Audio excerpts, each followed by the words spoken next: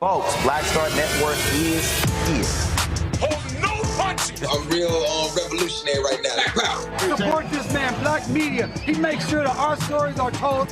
Thank you for being the voice of Black America, Roland. Stay black. I love y'all. All momentum we have now, we have to keep this going. The video looks phenomenal. See, this difference between Black Star Network and Black-owned media and something like CNN. You can't be Black-owned media and be scared. It's time to be smart. Bring your eyeballs home.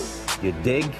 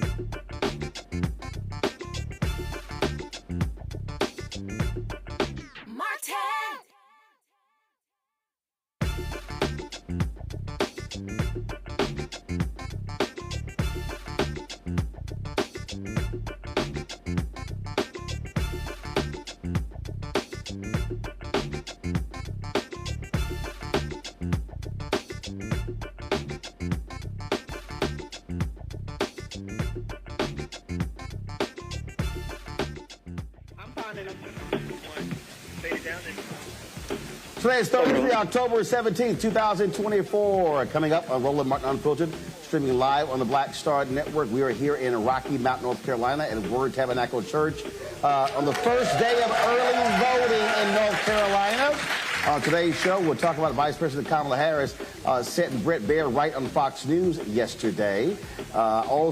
Today she campaigned with billionaire Mark Cuban, who laid down an explanation about tariffs to Donald Trump, who still clearly can't understand what they are all about. Also, on today's show, we'll talk about what's happening in this election. You got Georgia, massive numbers in Georgia. Also, new polling coming out as well, showing a very tight race. Also, new polling coming out of Ohio as well, folks. It is time to bring the funk.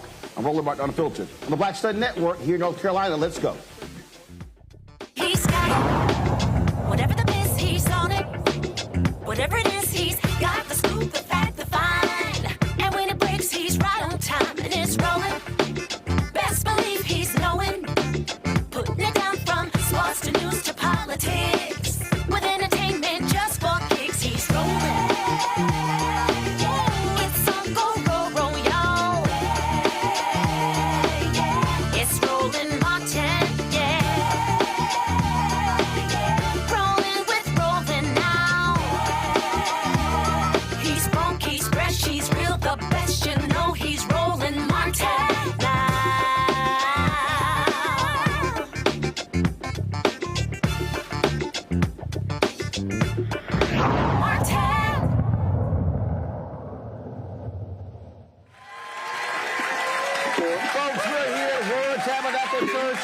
Rocky Mount, North Carolina. We are broadcasting live, again, Word Tabernacle Church in Rocky Mount, North Carolina. A crucial battleground state here in the country. There are seven battleground states, and this is certainly one of them. All the focus is on Wisconsin. Wisconsin, you have, of course, Pennsylvania. You have Michigan, North Carolina, Georgia, Arizona, and Nevada. And so all the attention is on these 7 states that will determine the next president of the United States. Early voting begins today in North Carolina, and folks at the polls very early this morning. I stopped by 3 early voting locations, and they said folks were lined up. I talked to one woman. She said it was so many people. She said, look, I'll come back this afternoon because there's too many folks in line, which is always a good thing. Now in Georgia, they broke their first day record. Nearly 300,000 folks voted on the first day in Georgia. Black turnout was off the charts. And we're seeing a significant turnout in Pennsylvania.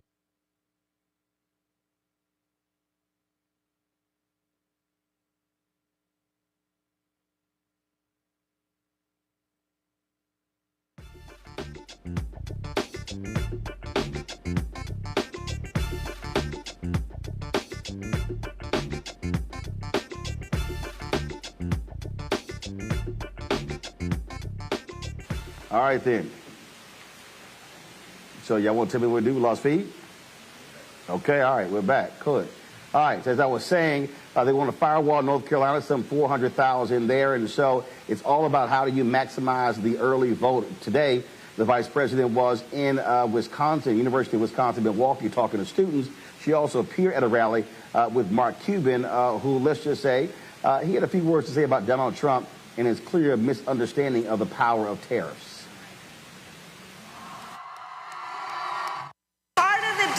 Between the way we see our country and the world and the way my opponent sees it is we actually see real people and care about them and have a sense of understanding about how tough times can be, but how good times can be if we put the work into solving problems instead of trying to run on problems like Donald Trump.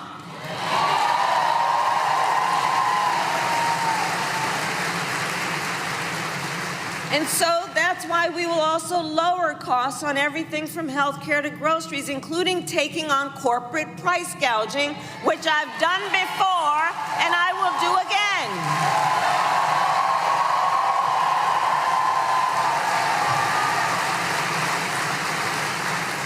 And we will give a middle-class tax cut to 100 million Americans, including $6,000 for young parents, parents who are just starting out during the first year of their child's life, knowing the vast majority of our parents have a natural desire to parent their children well, but not always the resources to do it.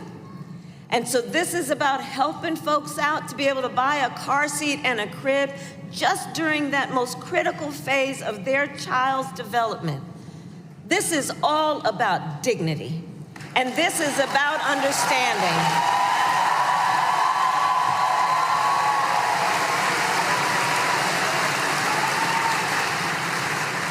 And so I share this to say I will always put the middle class and working families first. It's where I come from, and I will never forget where I come from.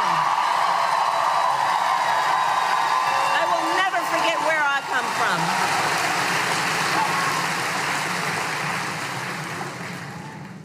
from. Now, Donald Trump has a different plan. You back, by the way. Thank you. Donald Trump has a different plan. So just Google Project 2025. Now we're at a place of higher learning, so I must say, I can't believe they put that thing in writing. I really can't. They put it in writing, they bound it, like they bound it and handed it out. So look, we read it. Right? It's a detailed and dangerous blueprint for what he will do if he is elected president. You know, I've said many times, you've heard me say, Donald Trump is an unserious man, and the consequences of him ever getting his foot back in the Oval Office are brutally serious. Brutally serious. So Donald Trump, right? That's why we're here together, and we're here because we know we got work to do still. Donald Trump will give billionaires and corporations massive tax cuts. He will cut Social Security and Medicare. He will get rid of the $35 cap on insulin for seniors. He will make it easier for companies to, check this out, he will make it easier for companies to deny overtime pay for workers. And will impose what I have named a Trump sales tax, because essentially he plans on putting a 20% tax, if not higher, on everyday basic necessities, which economists have estimated will cost the average American $4,000 more a year. And on top of all of this, Donald Trump intends to end the Affordable Care Act. And he has no plan to replace it. You guys watch the debate. He has, quote, concepts of a plan. Concepts.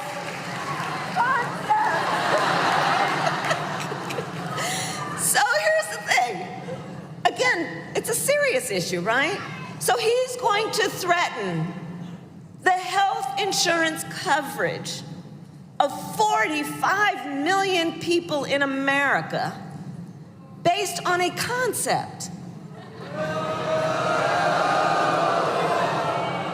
Taking us back to when insurance companies had the power to deny people with pre-existing conditions. You remember what that was?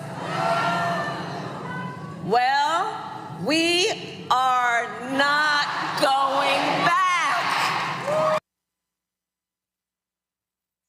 At the same rally, Mark Cuban shared his thoughts about Trump and tariffs.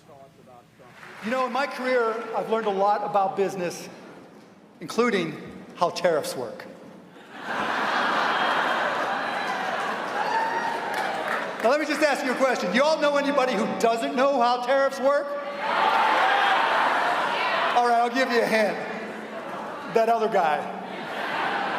Now, he has this crazy notion that putting a tariff of 60% on every single product imported from China is a good idea. Let me just tell you, this man has so little understanding of tariffs, he thinks that China pays for them. This is the same guy who also thought that Mexico would pay for the wall, so there's no Mexico.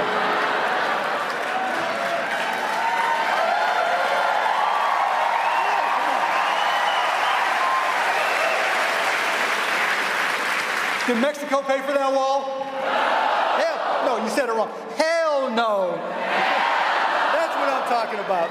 You know, we all know that across-the-board tariffs are a tax on everybody.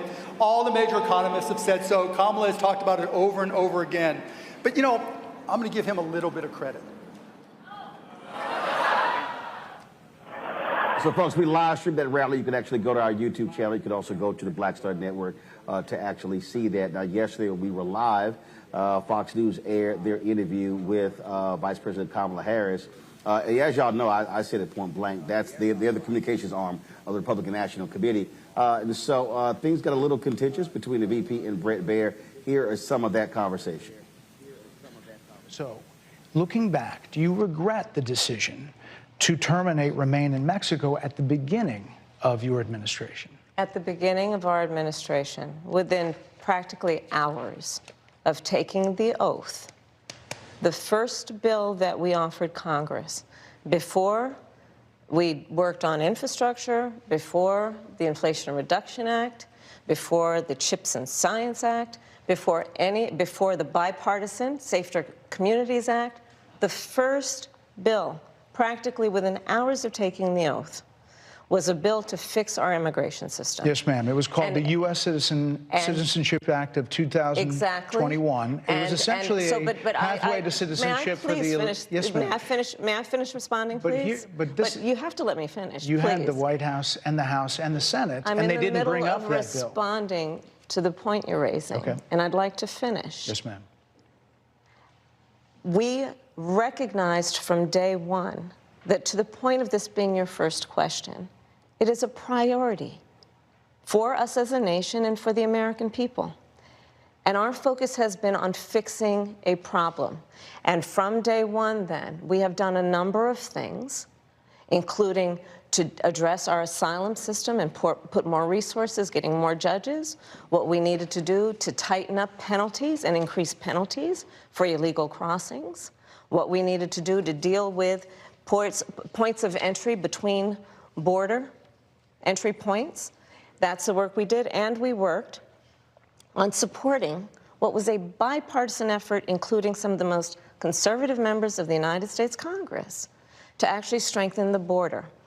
That border bill would have put 1,500 more border agents at the border, which is why I believe the Border Patrol agents supported the bill. It would have allowed us to stem the flow of fentanyl coming into the United States, which is a scourge affecting people of every background, every geographic location in our country, killing people. It would have allowed us to put more resources into prosecuting transnational criminal organizations, which I have done as the Attorney General, former Attorney General of a border state. Madam Vice President, a couple of things. Prosecuted trafficking of drugs, guns, and human beings. And Donald Trump, but let me just finish. 6 Democrats voted against that bill. Learned about that bill and told them to kill it because he'd prefer to run on a problem instead of fixing a problem. And in this election, this is rightly a discussion that the American people want to have. And what they want are solutions, and they want a president of the United States who's not playing political games with the issue, I hear you. but actually is focused on the issue. I hear you. Now, of course, Trump made this comment about enemies within. Baier brought that up. Let's just say the VP didn't mince any words when he did. Looking back, do you regret the decision to terminate Remain in Mexico at the beginning of your administration? At the beginning of our administration, within practically hours of taking the oath, the first bill that we offered Congress. So you need to cue up the next clip. You got it? You got it? Need a second.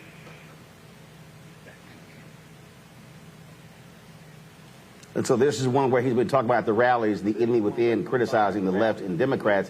Then, of course, he was on the Fox News for a so-called women's town hall, which was actually packed with Republican supporters. And so there was no transparency there. Of course, Harris Faulkner said nothing about that in terms of who was actually in the room. So was it a real town hall of folks asking questions? It was really a Republican luncheon. All right, are we ready for the clip? Go. We asked that question to the former president today. Harris Faulkner had a town hall, and this is how he responded. I heard about that. They were saying I was like threatening. I'm not threatening anybody. They're the ones doing the threatening. They do phony investigations.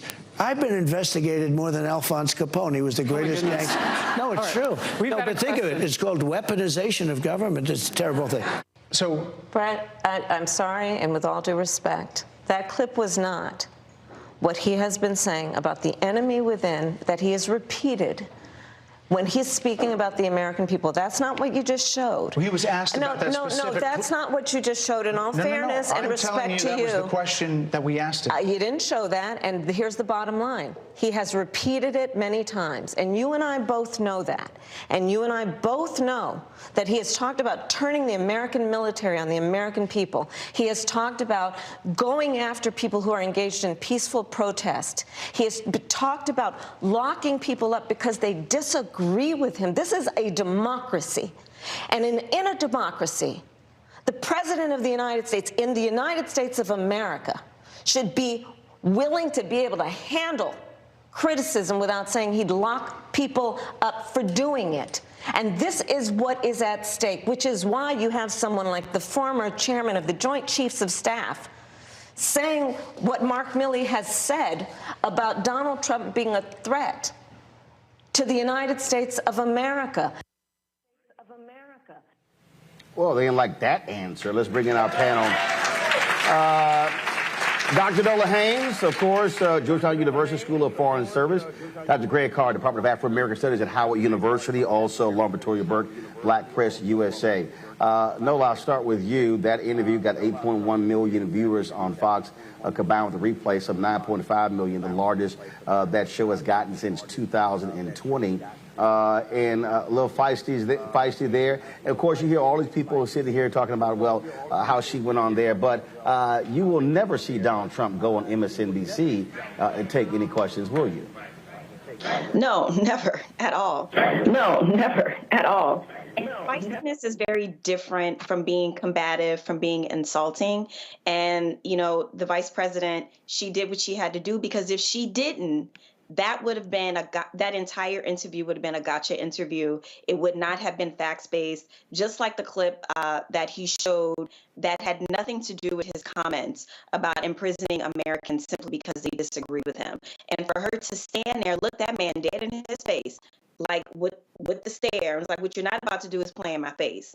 And so she definitely showed all of those people who were watching it, what many of us already knew, that she is no joke. She is not one to be played with, and she can follow it up with substance. And that's what that Fox interview was about. And that's what a lot of Americans saw.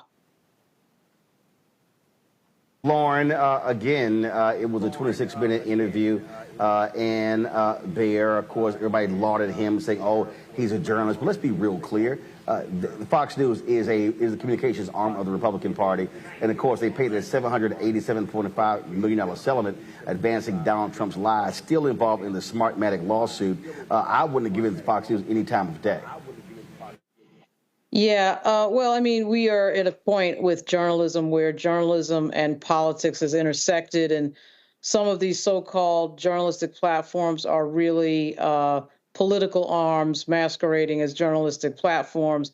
And because the First Amendment really allows journalists really to do almost anything in terms of editorial content, you know, Fox News has never checked on what they do. So what we had there was Bret Baier with his narrative agenda that by some coincidence matches exactly what the Republican Party and Donald Trump has been saying about immigration and everything else, with all these facts not in evidence narratives about people who've been murdered by people who have immigrated to this country, and then blaming whoever's in office at the time for that, if that person is a Democrat. Then Bret Baier, of course, talking over the vice president when she's trying to make her points during the interview. So what we really had was Bret Baier interviewing himself, putting the typical Republican narrative in place during the interview, and of course, talking over the vice president when she's trying to answer a question.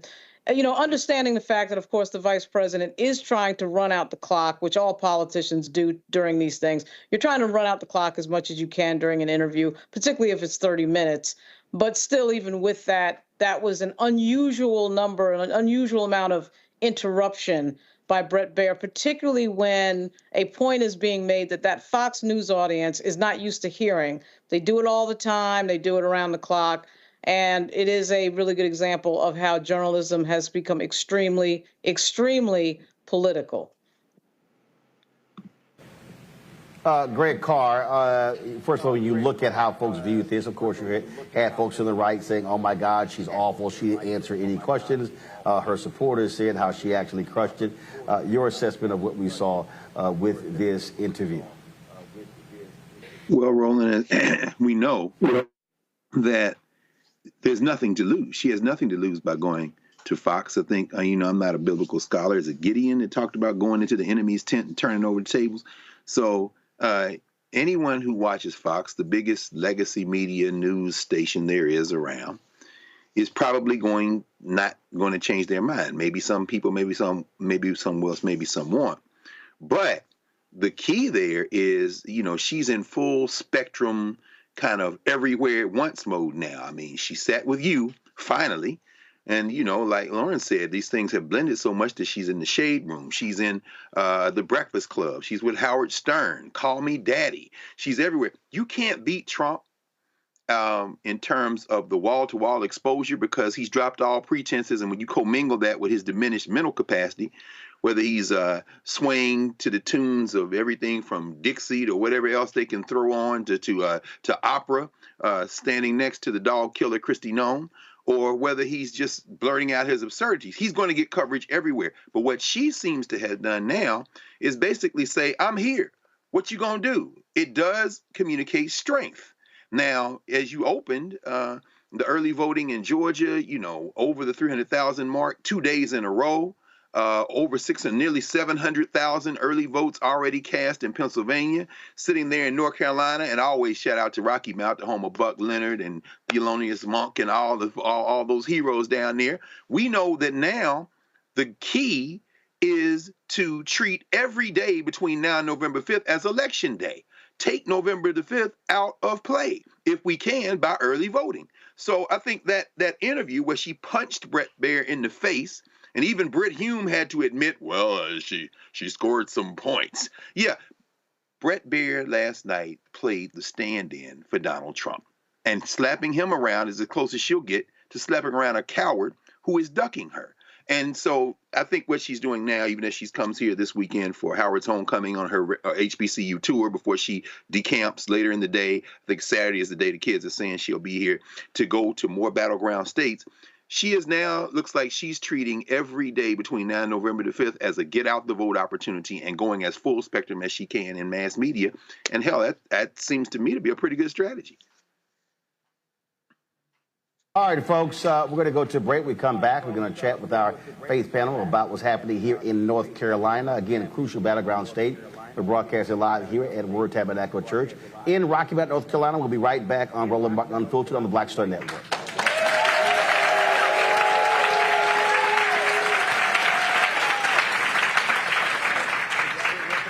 All day. So how's it been going? Great. Good. So you said early this morning there was long lines here? Yeah, early morning, about 6 o'clock. 6 o'clock? Yeah. Okay. All right then. So folks excited? Excited. I was gonna come here and Don, come up with Don. Come out for who? Don. Representative Don Davis. Don Davis. I got you. What about Vice President Harris? Yeah, well, I'm coming there. Okay. Mm-hmm. All right then. You been seeing a lot of brothers out here? A lot of them come out here. That's what we want to hear. Yeah. That's called good news. People coming everywhere. All right. Still coming out in now. Okay, that's a good thing. Right. Come in the morning, saw the whole line. Huh? Come out here in the morning, saw the whole line. Okay. Line about the door, off the wall, around there. They come all around everywhere. All right. Everywhere. Okay. Parking lot full, so they had to go around, park around there. That sounds like good news. Good news. All right, I appreciate it. All right. All righty. The overturning of Roe almost killed me. I had a blood clot in my uterus that caused my labor to have to be induced because of the overturn of Roe v. Wade. I wasn't able to get life-saving treatment sooner. I almost died. And that's because of the decision that Donald Trump made. I was able to get Roe v. Wade terminated, and I'm proud to have done it. The doctors and nurses were afraid that if they treated me in the incorrect way, that they would be prosecuted for that. And that's appalling. Donald Trump says that women should be punished. Do you believe in punishment for abortion? There has to be some form of punishment. For the woman? Yeah. I believe that women should have reproductive freedom to make the choices about their own bodies. 4 more years of Donald Trump means that women's rights will continue to be taken away one by one by one by one. This has to stop because women are dying. I'm Kamala Harris, and I approve this message. He told us who he was. Should abortion be punished? There has to be some form of punishment. Then he showed us. For 54 years, they were trying to get Roe v. Wade terminated, and I did it, and I'm proud to have done it. Now Donald Trump wants to go further with plans to restrict birth control, ban abortion nationwide, even monitor women's pregnancies. We know who Donald Trump is. He'll take control. We'll pay the price. I'm Kamala Harris, and I approve this message. In 2016, Donald Trump said he would choose only the best people to work in his White House. Now those people have a warning for America. Trump is not fit to be president again. Here's his vice president. Anyone who puts themselves over the Constitution should never be president of the United States. It should come as no surprise that I will not be endorsing Donald Trump this year. His defense secretary. Do you think Trump can be trusted with the nation's secrets ever again? No. I mean, it's just irresponsible action that places our service members at risk, places our nation's security at risk. His national security advisor. Donald Trump will cause a lot of damage. The only thing he cares about is Donald Trump. And the nation's highest-ranking military officer. We don't take an oath to a king or a queen or to a tyrant or a dictator. And we don't take an oath to a wannabe dictator. Take it from the people who knew him best. Donald Trump is a danger to our troops and our democracy. We can't let him lead our country again. I'm Kamala Harris, and I approve this message. Hello, I'm Jamia Pugh. I am from Coatesville, Pennsylvania, just an hour right outside of Philadelphia. My name is Jasmine Pugh. I'm also from Coatesville, Pennsylvania. You are watching Roland Martin Unfiltered. Stay right here. Going to a wide shot? We're going to the bump. Supposed to do. Okay. That's right. Talk about why that matters. Because our democracy is on the line. And we, as black people, we got to be up and in forefront for the woman. Madam Vice President Kamala Harris. And how about you? Same. What do you say to a brother out there who's thinking about sitting on the couch and not voting in this election? Come out here and vote, please. Should keep it real simple. All right, I appreciate it. Thanks a lot, y'all. Okay, Roland. Thanks a lot, y'all. Okay, Roland. I think he used like 5 words. We're back here at Word Tabernacle Church in Rocky Mount, North Carolina. Glad to be here, folks.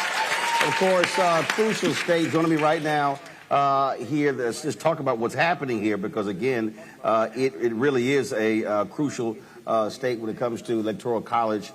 Joining us right now, to my immediate left, James Gallagher, Senior Pastor of Word Tabernacle Church, former state representative, faith leader here in North Carolina, and also Bishop Shelton Daniel, president of the Eastern North Carolina Ministerial Alliance, representing some 125 churches. Gentlemen, how you doing? Doing good. Well, sir, hope you are. Welcome. Indeed, indeed. So let's talk about what you're seeing and hearing. Early voting began today. What has been the build-up? Were folks prepared to really go out and really drive turnout in Eastern North Carolina? Because so much attention has been focused on the western part of the state, but not really the eastern part. And there are significant black counties and lots of votes in this part of the state. There's no question. I mean, we take Rocky Mountain, go 95 east. The black Democratic vote is equivalent to Durham, North Carolina. So it is significant. And part of our objective here is to get as many people out early, so they then become deputized to get into their communities and really start working those low-performing black precincts. And so the turnout we're seeing, we expect it, and I think there's an energy level that's going to continue. And I'm going to predict, Roland, that the White House is going to get one because of North Carolina, and North Carolina is going to get one because of Eastern North Carolina. So when you look at the map, North Carolina 16 electoral college votes. You have Wisconsin 10. You have Michigan 15. Pennsylvania has 19. So the reality is one of those could be lost and still win North Carolina. and still get to 270 votes. Biden lost his state by 2.5 points in 2020. Obama won about 14,100 votes. You talked about those low turnout areas. So what is the strategy to target those places? Because the votes are there, the numbers are there, if only we actually use our power. One of the things that we're finding, Roland, is that's critical in our area, that we are missing some of that vote. So we are tagging each one of our areas. We have 125 pastors that are African American pastors. We're tagging those groups of people. It's our belief that, see, you can't get into the African American community without the African American pastor. And so we are tagging every pastor. We are involving every pastor in the process by saying, hey, we use it in church. Each one reach one. We get you, you get your group of people, and then we can get the vote out. We truly believe that the White House comes through the East. We just believe that if we can get our folk, Halifax, especially Halifax, Nash, Edgecombe counties, if we can get those folk out to vote, we believe we can help win the White House. But is it data driven? Because I think what often happens is when we talk about voting, folks speak in general terms, but not actually driving data in terms of looking at those vote totals, studying 2022 midterm elections, studying 2020 presidential election, and seeing how many folks actually voted in those precincts, how many people actually were registered. So how are you using the data to help those preachers understand where to go and who to reach? Yeah, that's a great question. So let me just say, Bishop, so it is very much data driven. And so what we have done is we've identified about 30 counties. Within those 30 counties, we've identified the lowest turnout predominantly black precincts. We've then married those precincts with the black churches that exist within those precincts. And so we're doing micro-targeting, and we're doing what I'm calling like a modified deep canvas, because a lot of these voters, they're on the fringes. You know, a lot of times people say, you know, there's some misogyny here. Black men don't want to vote for Kamala. The issue here is only 22% of black men are voting on a regular on these elections anyway. The only way we get to them is with a deeper canvas. You just can't knock the door, say, yo, bro, come on out to work, come on out to vote.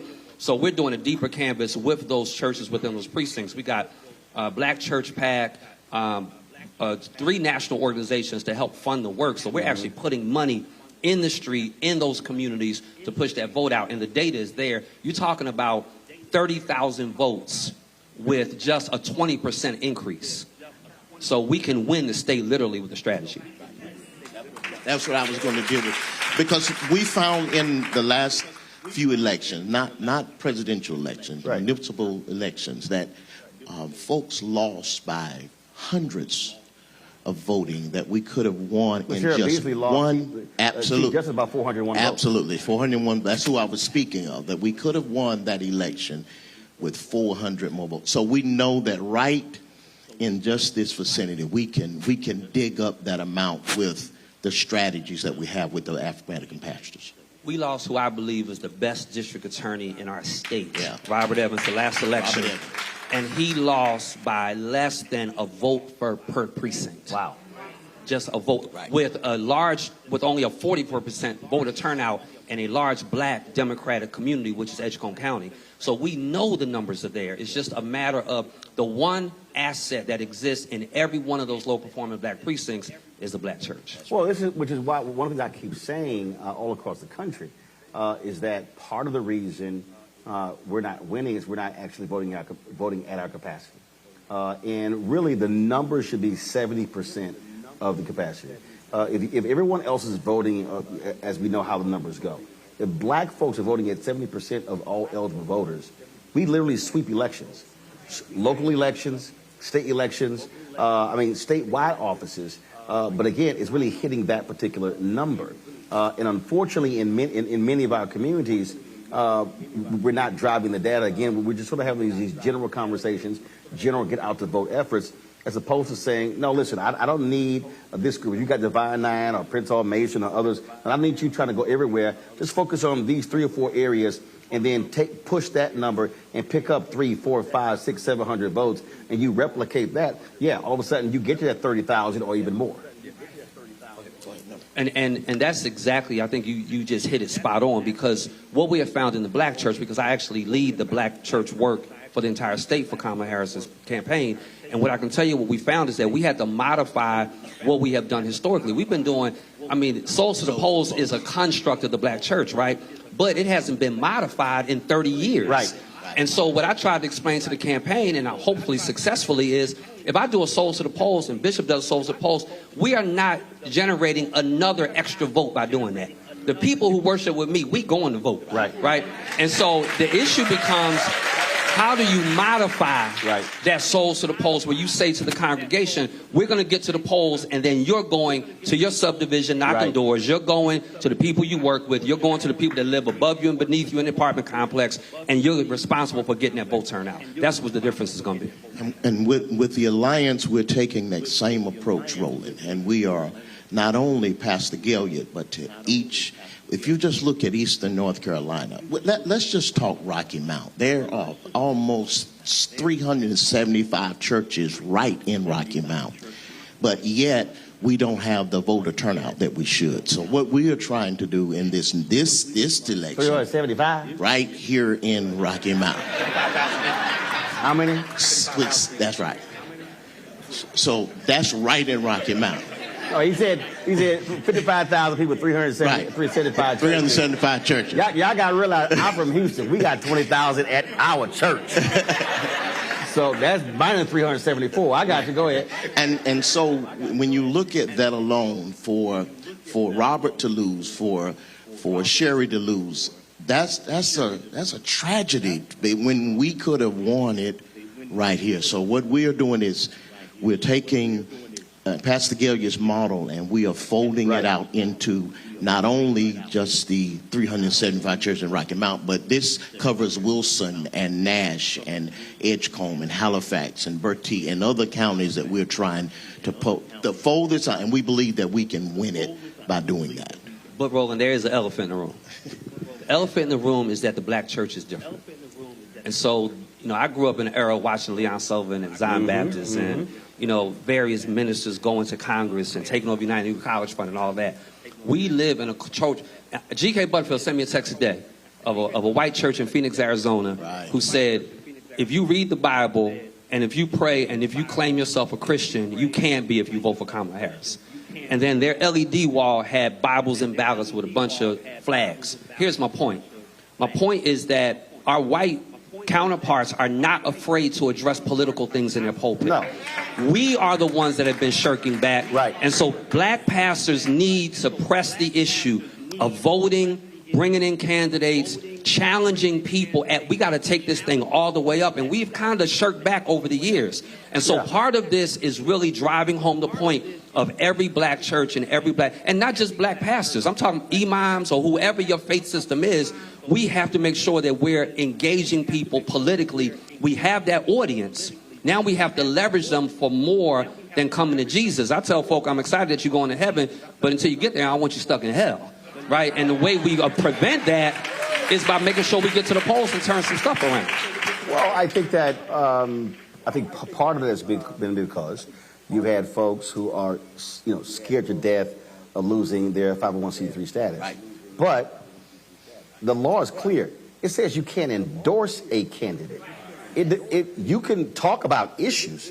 You can literally say, this is where this person stands on these issues.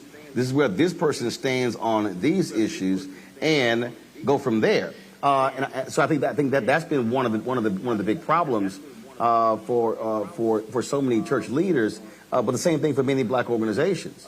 When I was at Congressional Black Caucus Foundation, ALC, I hit the leadership of Prince Hall Masons. I was like, where y'all at? Because I've been saying the problem that I have for many of our black institutions, we have all of this capacity. We have international organizations that are national, that are regional, that are state. With D9, they are grad chapters, undergrad chapters.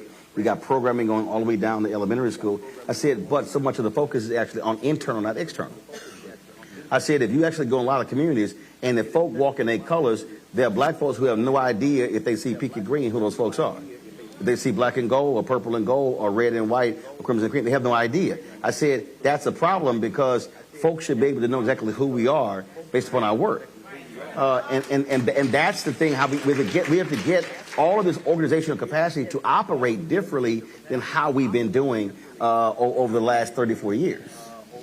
One of the things that we have found as a struggle, even in this campaign, Roland, is getting those from the outside to understand how the African American church operates. And it is... We say those from the outside, who? Those who don't understand that the African American church is pastor driven. Yeah, but who's on the outside? Well, if you are talking about, like the folks that's working the campaigns. But see, here's the thing, though. They don't grasp that you can't get into Rocky Mount, North Carolina, faith-based community without coming through James Gilliard. No, I understand. And so that's being missed. But see, but I actually want us to reverse that.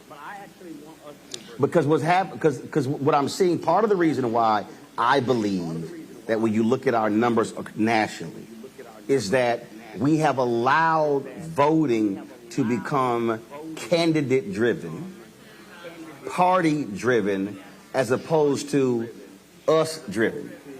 So if we establish what our agenda is, then all of a sudden we're actually driving that. That's why we had the Win with Black Men call. So the day Biden drives out, the Win with Black Women call happens every Sunday. And so they had 44,000 on that call that Sunday. We had 55,000 on the Win with Black Men call the next day. We raised $1.5 million. We purposely kept $500,000. And that was one very high-profile person came to me. The sister came to me, and she said, well, a lot of folk with the finance committee were upset and that y'all were the only group, and all the groups that had these calls, that kept some of the money. I was like, I know, it was my idea. And I said, we're going to do it again. And I said, so let me explain to you why we did that. Because I have been saying, and I've said, I'm tired of us raising money, sending it to campaigns, and then begging for the money to come back into our community. I said, so we raised $1.5 million. $1 million went to the campaign, but $500,000 was retained by us, and we distributed that to black male organizations that were doing on-the-ground efforts. There were 146 groups that applied for the grants. So that shows you the need was out there. And a brother who actually, he texted me today, a pastor texted me today, and he wanted to send $500 to the Vice President's campaign on behalf of the brothers. I actually said, no, send the Black Voters Matter. Because, again, if we are focused on our ground game, regardless of the election, it doesn't matter who the candidate is. Which then means that we have to be of a mindset where we are literally funding our GOTV efforts. And then we keep that alliance together. Because what keeps happening is we expend a massive amount of energy organizing and mobilizing for voting, but the moment the election is over, it all dissipates. That has to be 365/7, because there's some kind of election next year, correct? Municipal. And there's going to be election the year after that. And so I'm just not interested in having to restart stuff. Keep those things in place, fund those things in place, and then when the candidate comes, say, we already have an infrastructure. Now, where are you staying on our issues? You are spot on. Spot on. And so I'll say two things. Part of what excites me about the work is exactly that. So because what happens is the work is funded by a coordinated campaign.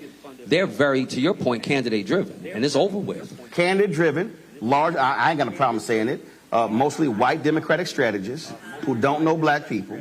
To your point, don't know this particular pastor. They ain't got no clue about black-owned media.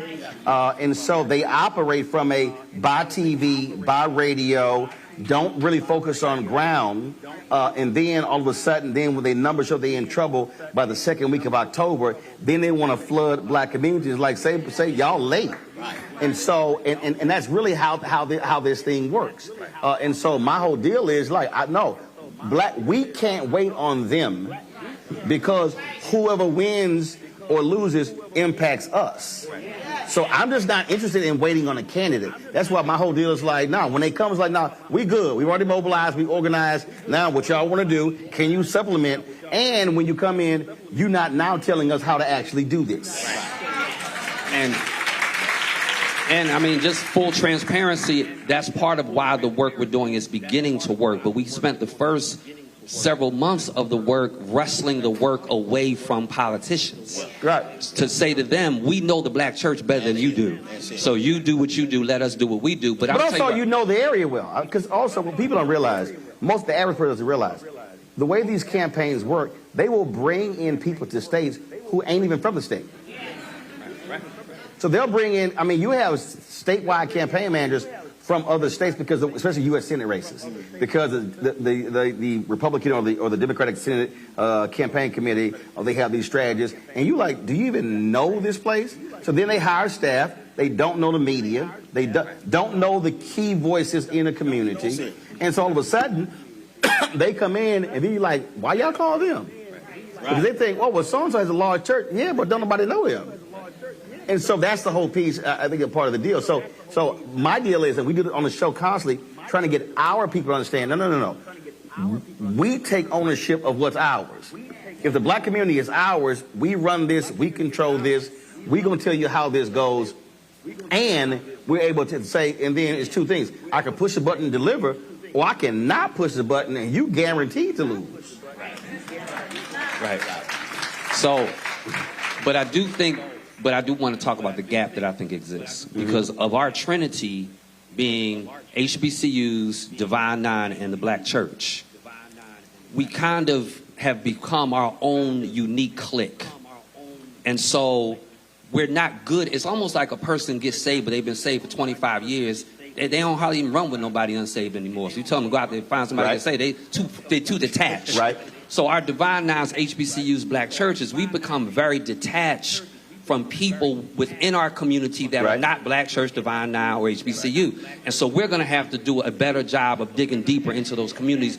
And that's relational. That's not transactional. Right. So you can't pull that off in 6 weeks, 8 weeks, 10 weeks prior to the election, to your point of why we need a robust long-term strategy.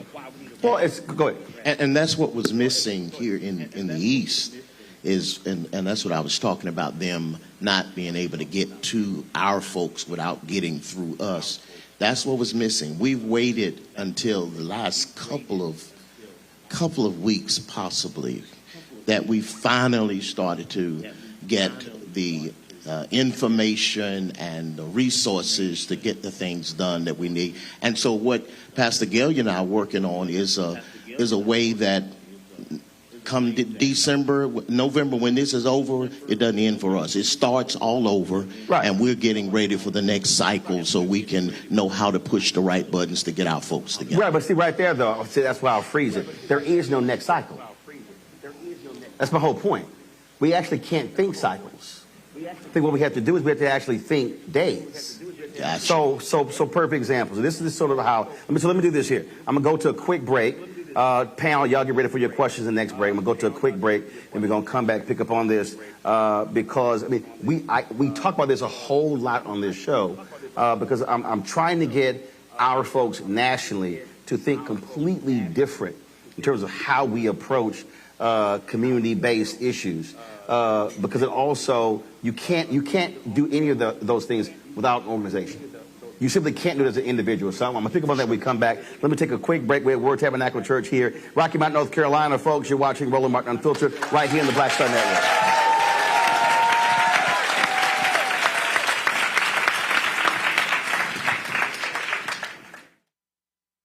IVF is a miracle for us because it allowed us to have our family. After having my daughter, I wanted more children. But my embryo transfer was canceled 8 days before the procedure. Donald Trump overturning Roe v. Wade stopped us from growing the family that we wanted. I don't want politicians telling me how or when I can have a baby. We need a president that will protect our rights, and that's Kamala Harris. I'm Kamala Harris, and I approve this message. of 100 Republicans who worked in national security for Presidents Reagan, both Bushes, and for President Trump, now endorsing Harris for president. She came up as a prosecutor, an attorney general, into the Senate. She has the kind of character that's going to be necessary in the presidency. Vice President Harris is standing in the breach at a critical moment in our nation's history. We have a shared commitment as Americans to do what's right for this country.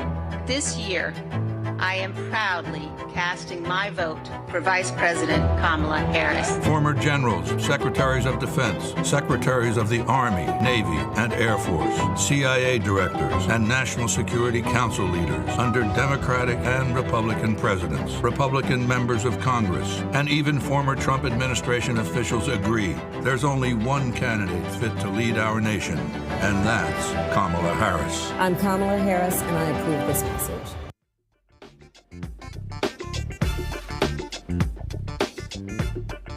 Who said you drove? Yeah. So y'all had your whole election game plan down? Yeah. So explain to folks who are watching why it was so important for you to vote early. I want to get my vote in. I mean, early the better. Yes. How about you? President, we want the best person for the presidency. And who's that? Kamala Harris. That's the person. All right. I appreciate it. All right. Y'all handle it. Thanks a lot. Thank you. All right. All right, folks. Welcome back to Rocky Mount, North Carolina, Word Tabernacle Baptist Church.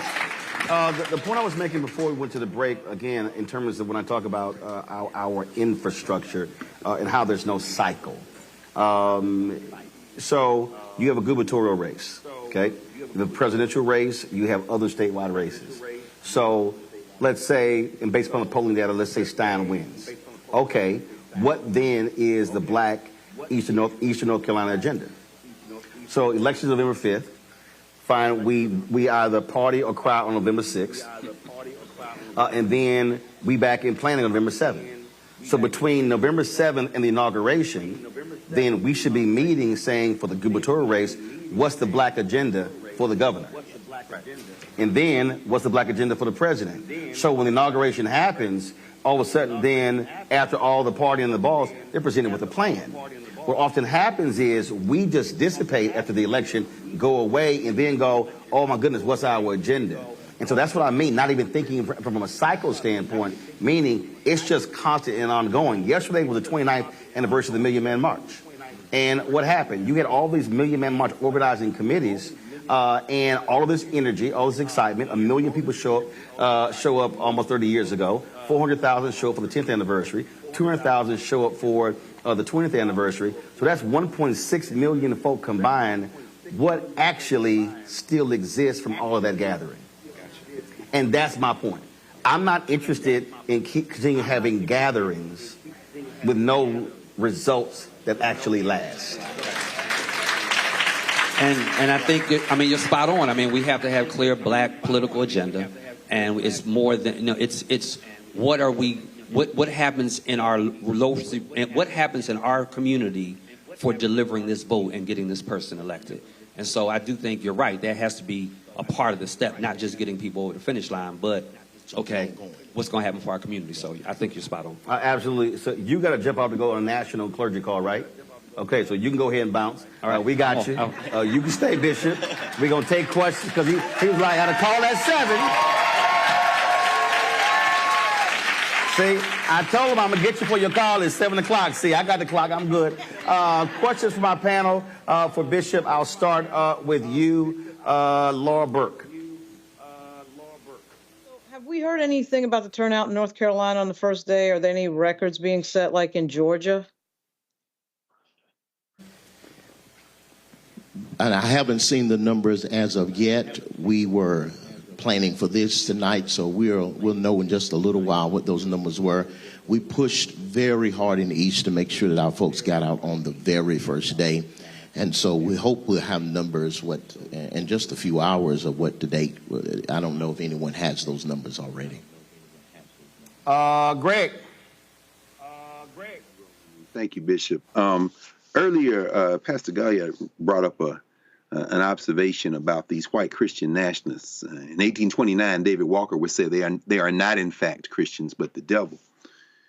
That having been said, that wall that is far too often erected that separates church from state in black religious communities, how do you envision us, for lack of a better term, weaponizing Christianity so that we don't shy away from the commingling of our politics and our faith? And I don't mean in a way to say to get out the vote. No, I mean in a similar kind of aggressive way that these white Christian nationalists have moved forward with the flaming cross and the sword to say we got to stamp out these black people because they stand in the way of our vision of a Christian America. How do we counterbalance that and maybe get our people up and on the horse?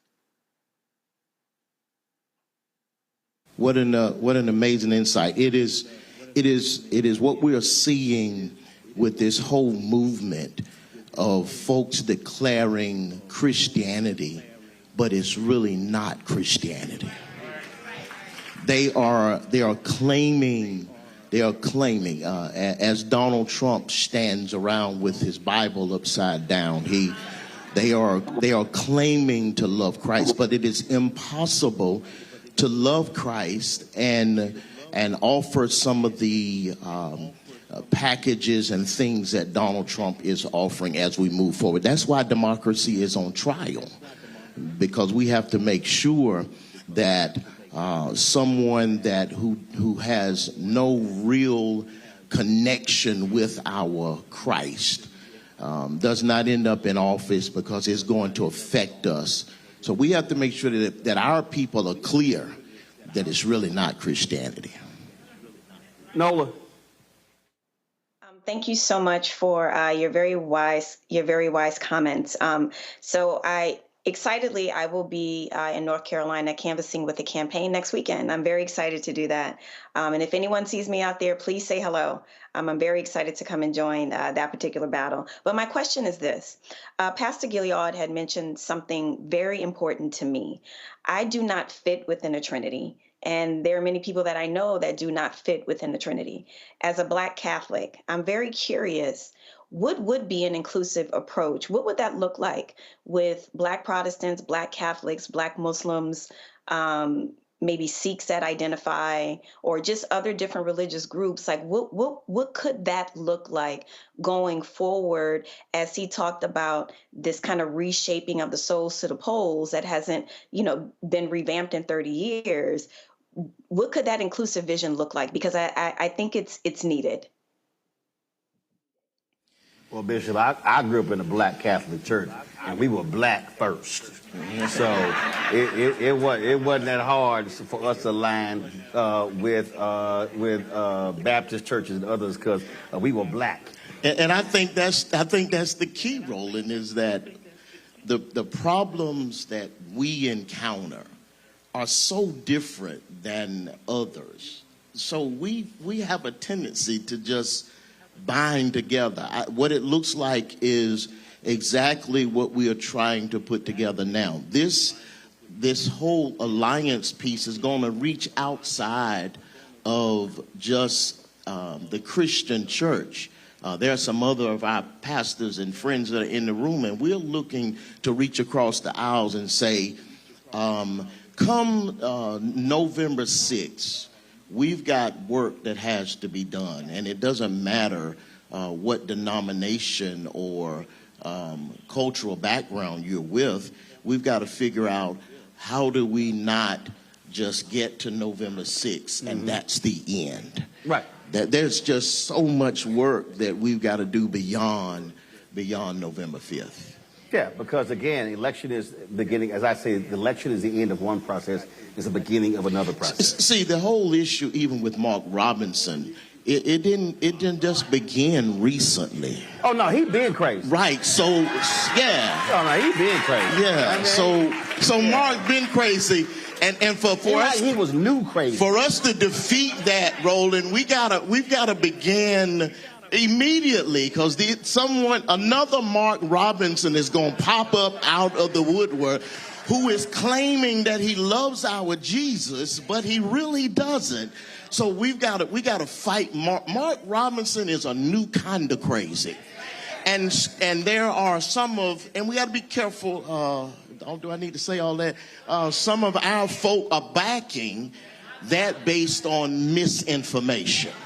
Oh, yeah. Oh, absolutely. But you've always had that. But also, I think one of the also issues is that we sometimes are afraid to call certain folk out. Right.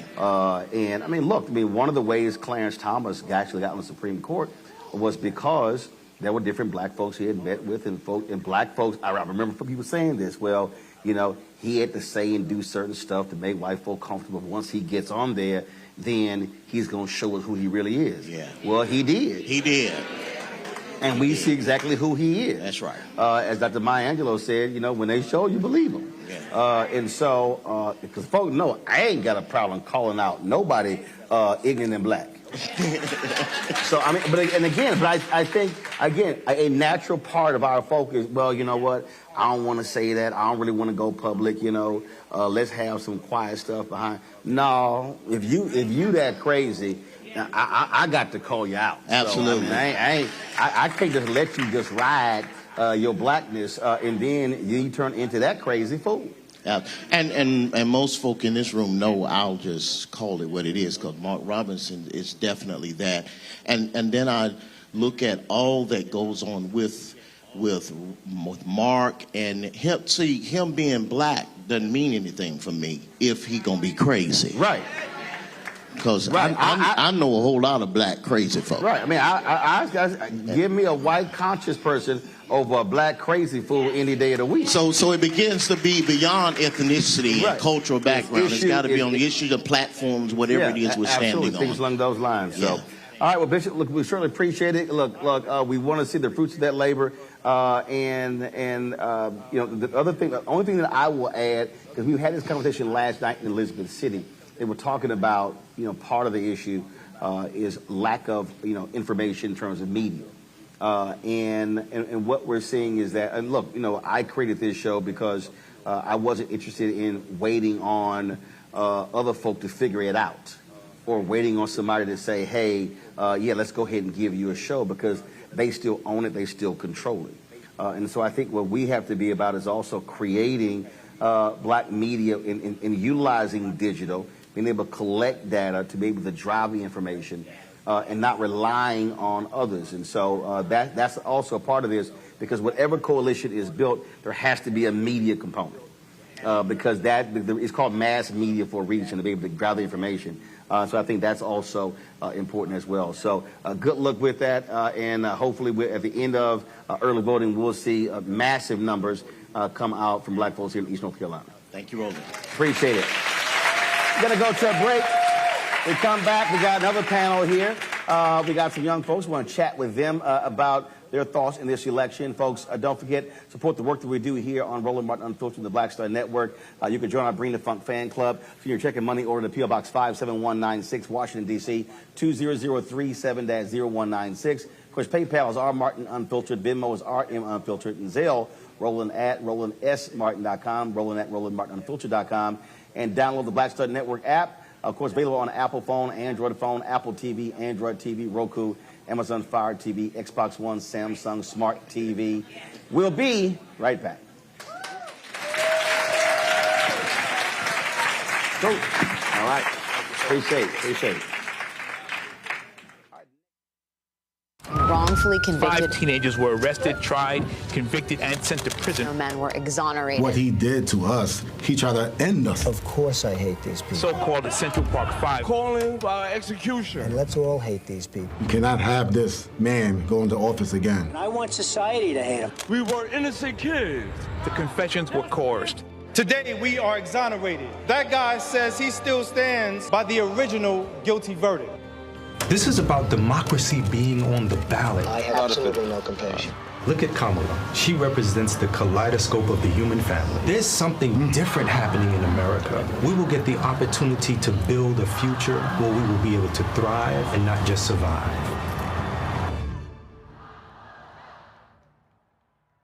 Kamala Harris has never backed down from a challenge. She put cartel members and drug traffickers behind bars.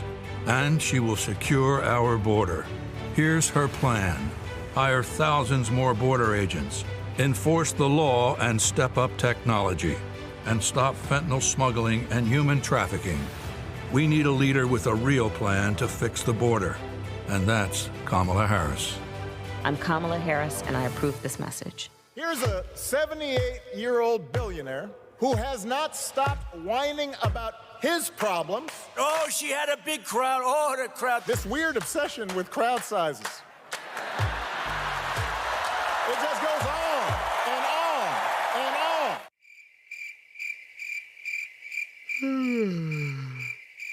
America's ready for a new chapter. We are ready for a President Kamala Harris. I'm Kamala Harris, and I approve this message. Jill Stein, Green Party candidate for president. So why are Trump's close allies helping her? Stein was key to Trump's 2016 wins in battleground states. She's not sorry she helped Trump win. That's why a vote for Stein is really a vote for Trump. Jill Stein, I like her very much. You know why? She takes 100% from them. I'm Kamala Harris, and I approve this message. The overturning of Roe almost killed me. I had a blood clot in my uterus that caused my labor to have to be induced because of the overturn of Roe v. Wade. I wasn't able to get life-saving treatment sooner. I almost died. And that's because of the decision that Donald Trump made. I was able to get Roe v. Wade terminated, and I'm proud to have done it. The doctors and nurses were afraid that if they treated me in the incorrect way, that they would be prosecuted for that. And that's appalling. Donald Trump says that women should be punished. Do you believe in punishment for abortion? There has to be some form of punishment. For the woman? Yeah. I believe that women should have reproductive freedom to make the choices about their own bodies. 4 more years of Donald Trump means that women's rights will continue to be taken away one by one by one by one. This has to stop because women are dying. I'm Kamala Harris, and I approve this message. Hold up. So why is coming out here to vote important for you?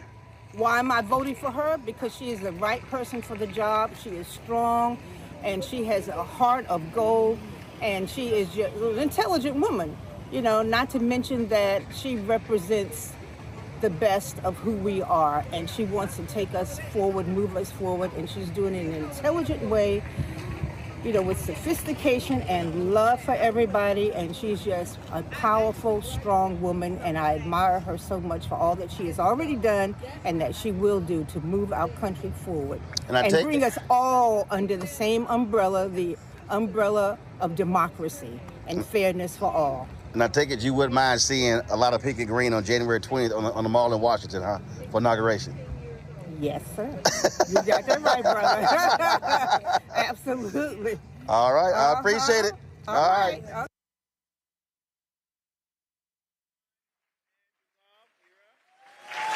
All right, folks. Welcome back to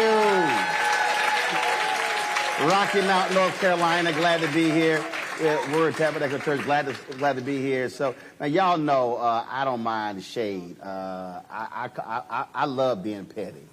I thrive on being petty.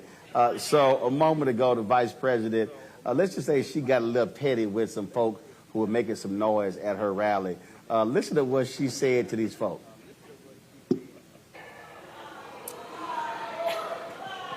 Oh, you guys are at the wrong rally. Oh, you guys are at the wrong rally. 30.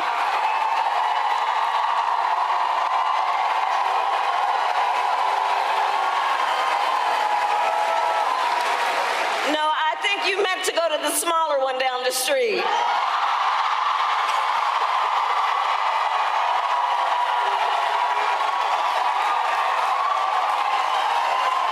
Come on.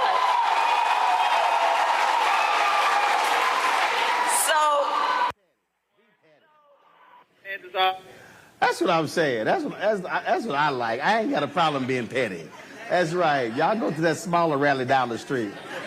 All right, y'all, I want to introduce our panel right now. LaShawn Jenkins, high school principal. I'm sorry, hold up. Sorry, Kevin Jones, Right, Kevin. You DOT? Where you working? All right, cool. I take it you like A&T? Okay, all right. Just checking, kind of figured that out. Sydney Meeks. First of all, coordinator, or y'all got another different title here? What's this? Coordinator? What is I do a lot of things. What is coordinator? What is that? I don't know. Okay, I'm just making sure. Because y'all come up with some new stuff. All right, she's with Next Gen America. LaShonda Washington, Nash County Board of Education. How we doing? Good. Y'all good? Y'all talking to Mike? Y'all? Yeah. Yes, sir, we good. Don't be scared. Glad to be here. Don't be scared. All right, so Next Gen, what work are y'all doing for this election? What are y'all doing? So we're doing a lot of work. Right now, I serve as Regional Organizing Director for Next Gen America, which covers Durham, Raleigh, and Chapel Hill. First, for folks who have no idea, what is Next Gen America? Oh, it's a political nonprofit. It's the largest youth voting organization in the country.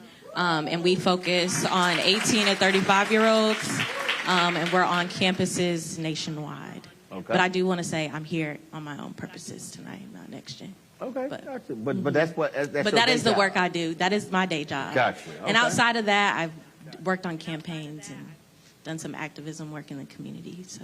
Okay. Yeah. All right. Sounds good. Mm-hmm. One of the things that I constantly am talking about, I'll run into folks anywhere from 18 to 39. They'll be complaining about politics, and they're like, okay, all these old folk, they keep running, and I keep trying to explain to them, well, they run and you don't.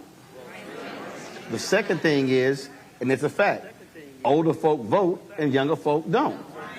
And so the reality is, if you look at millennials and Gen Z represent the largest demographic, but the bottom line is, when you look at who votes, 65 plus votes at a higher rate than any other group in the country. And so what I say to them all the time is, you can't complain about the folk who show up if you spending your time on TikTok. And so Kevin, and that's not being mean-spirited, it's just a fact. And so when you're having these conversations with peers, what are you saying when you hear some of that? So when I hear it, I'm talking to peers who are at that point where the student loans have gone into repayment, to where families have started to form, the big boy, big girl job, we'll call it, has started. And so what I remind them we call it adulting. Oh, yeah, adulting, yeah, hashtag adulting, yeah. But what I remind anybody who I engage with is that, we have to build the world and the political landscape that is reflective of what we need. We can't keep allowing our parents' generation to make our bed, clean our dishes, and pay our bills. We have to make sure that we are the ones now leading and taking care of them honestly, and making something that not only benefits us, but benefits those who looked out for us and also those who we are bringing into this world. But also, I think it's also getting them to understand that, first of all, no matter what stage of your life, whether you're 18, perfect example, yesterday I was at Elizabeth City State University. And I was talking to students there, and they were saying, they're having the conversations, and you get folks who say, well, I don't think election matters. And I'm going, okay, but you're attending a state university. Your funding is dependent upon the state legislature. So to act as if voting doesn't matter, it has a direct impact on your facilities, on buildings, on staffing, things along those lines. And so what I try to do to get folks to understand is ask them, what are the three things that you care about? So they now can, it forces them to have to put some skin in the game versus saying, well, I'm just sort of checking out. Your thoughts on that in terms of when you're having these discussions, or when you hear discussions, what are they going like?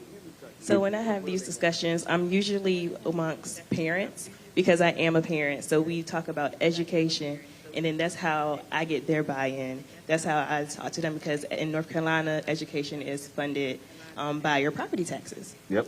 So, and to change how education is funded, we must elect the people that we want in charge. So that starts with our local elections. So I'm like, do you know who your representative is? Girl, don't even get started on that one. Man, the folks, oh my God, folks just start throwing out names. And they do. And they have no idea. And it's kind of like, no, that is not your council member. Right. That's a member of Congress. Yes. No. And don't even ask them who their school board member is. Oh, Lord, go ahead, I'm sorry. But you are totally right. People do throw names, and that's an opportunity for education. I let them know, hey, no, this is your congressman, this is your school board member, and then we just grow the conversation, then we let it grow organically. I don't try to shove anything down their throat. I just try to meet them where they are. Oh, I'm shoving them. I'm just letting you know. No, I mean, because I'm serious. I've been saying this for the longest. We literally got to have a return to Schoolhouse Rock. The number of people who ain't got no idea about public policy is crazy. Like, I had to literally cuss some folk out the other day. I ain't got a problem saying it. So y'all can front all y'all want to. So I know some of y'all. Okay, you're not alone. I do it sometimes. Baby, I know some of them be cussing the parking ministry. They be cussing the parking ministry on Sunday.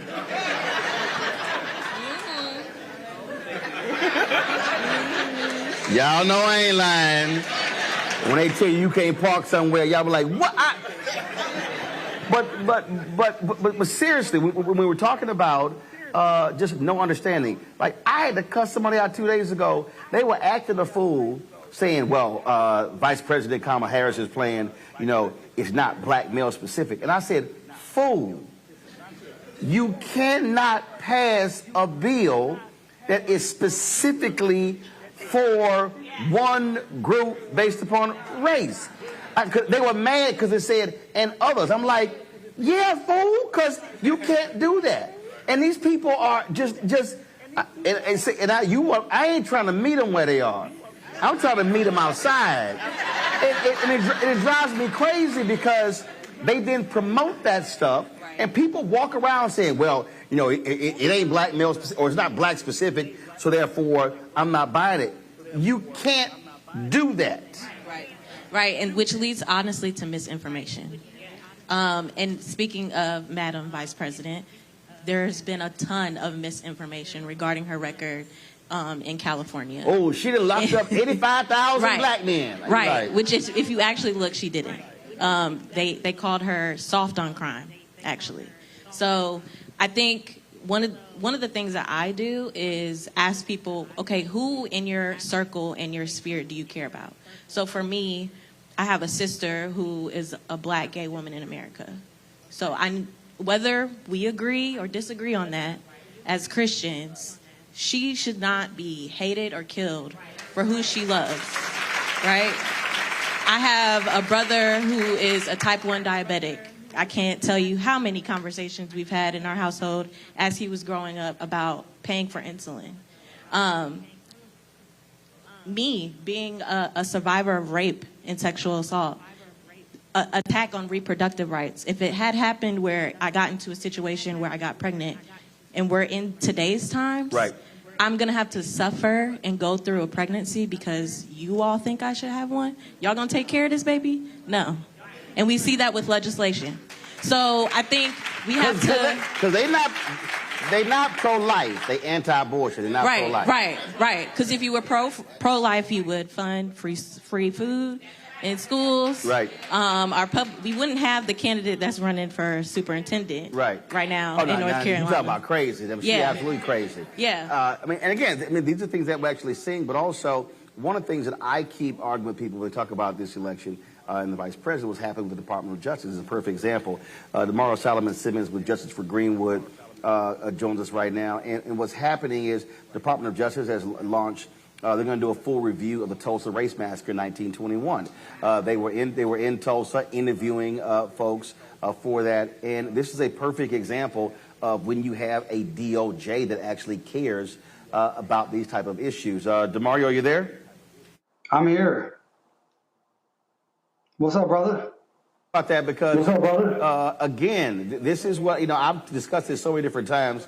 When you have a DOJ, a Civil Rights Division, when you have 12 police patterns and practice investigation, one under Trump, when you have $150 million in fines for mortgage discrimination, you can't even talk about what happened under Trump. And this here, caring about these cold cases. So tell us what the DOJ was doing in Tulsa today. Hey, what's going on? Good to see everybody. Listen, the DOJ came for the first time in 103 years related to the Tulsa Race Massacre. They spent a couple of days with us. They met with our survivors, which we have two survivors, 110-year-old Viola Ford Fletcher and 109-year-old Leslie Benefield Randall. They also met with what we call first-generation descendants. These are individuals whose parents suffered through the massacre. All of these people are in their 70s. And so we had a very robust couple of days. We gave them a full tour of the Greenwood district, which a lot of people think is one street, but it's actually was 38 to 40 blocks. It's a very huge area, 4 square miles. And so they really got to understand the scope and scale of the massacre. And one thing we impressed upon them and everyone that they met with here in Tulsa, which included elected officials who are also descendants, we want a full investigation. Right now, they're talking about a review and evaluation, but we want a full investigation that will hold the perpetrators accountable. That means those who participated in the massacre who are dead, they need to be named and identified. And those entities like the city, the county, and the Chamber of Commerce, they need to be held accountable. So now obviously, what happens in November, Damario, dictates that. If Vice President Kamala Harris wins, you're going to see a continuation of a very aggressive civil rights division under her. If Donald Trump wins, you're going to see a non-existent civil rights division under him. There's no question. And obviously, if your vote didn't matter, we wouldn't have had Biden in office. And if Biden is not in office, we wouldn't have Assistant Attorney General Kristen Clark, who authorized this review and evaluation. So votes does matter. And we definitely want to keep this moving forward, not just for what's going on here with the Tulsa Race Massacre, but all our civil rights claims and activities across this nation. So I'm excited, Roland, that you got people there in North Carolina, all around this nation, getting our people out to vote. But it's also important that when we put the right people in office, that they actually deliver practical and positive results for our community. Now, we need that to happen and not be performative and not to just be something that looks good on paper, but they actually do something that changes the material impact of our lives as Black people in this country. And I hope that this is what happens with the 1921 Tulsa Race Massacre Review, and I hope that continues strongly with our new president. I'm already speaking into existence. I know you're in the church. I'm already speaking into existence, our new president. And as she says, when we fight, we win. And we're still fighting for justice and reparations here in Tulsa 103 years later. So we were excited to have someone from your hometown, Roland, Representative Al Green, was with us over the last 48 hours, and he's standing strong with us. He's going to actually introduce some legislation that's going to be beneficial to our survivors and our descendants all over the nation. I know we have descendants right there in North Carolina, so please connect with us. And as we told everyone today at our press conference, if you have any information, any documents, or you think you may be connected to the Tulsa Race Massacre in any manner, please reach out to us at doj@justiceforgreenwood.org. That's doj@justiceforgreenwood.org, or email us or go to our Facebook or Instagram at Justice for Greenwood. That's at Justice for Greenwood. We want to hear from you. We need to get this information over to the Department of Justice. We need justice for Greenwood, justice for the Tulsa Race Massacre, justice for Black people throughout this nation. All right, Damario, we still appreciate it. Thanks a lot. I appreciate it, brother. Take it easy.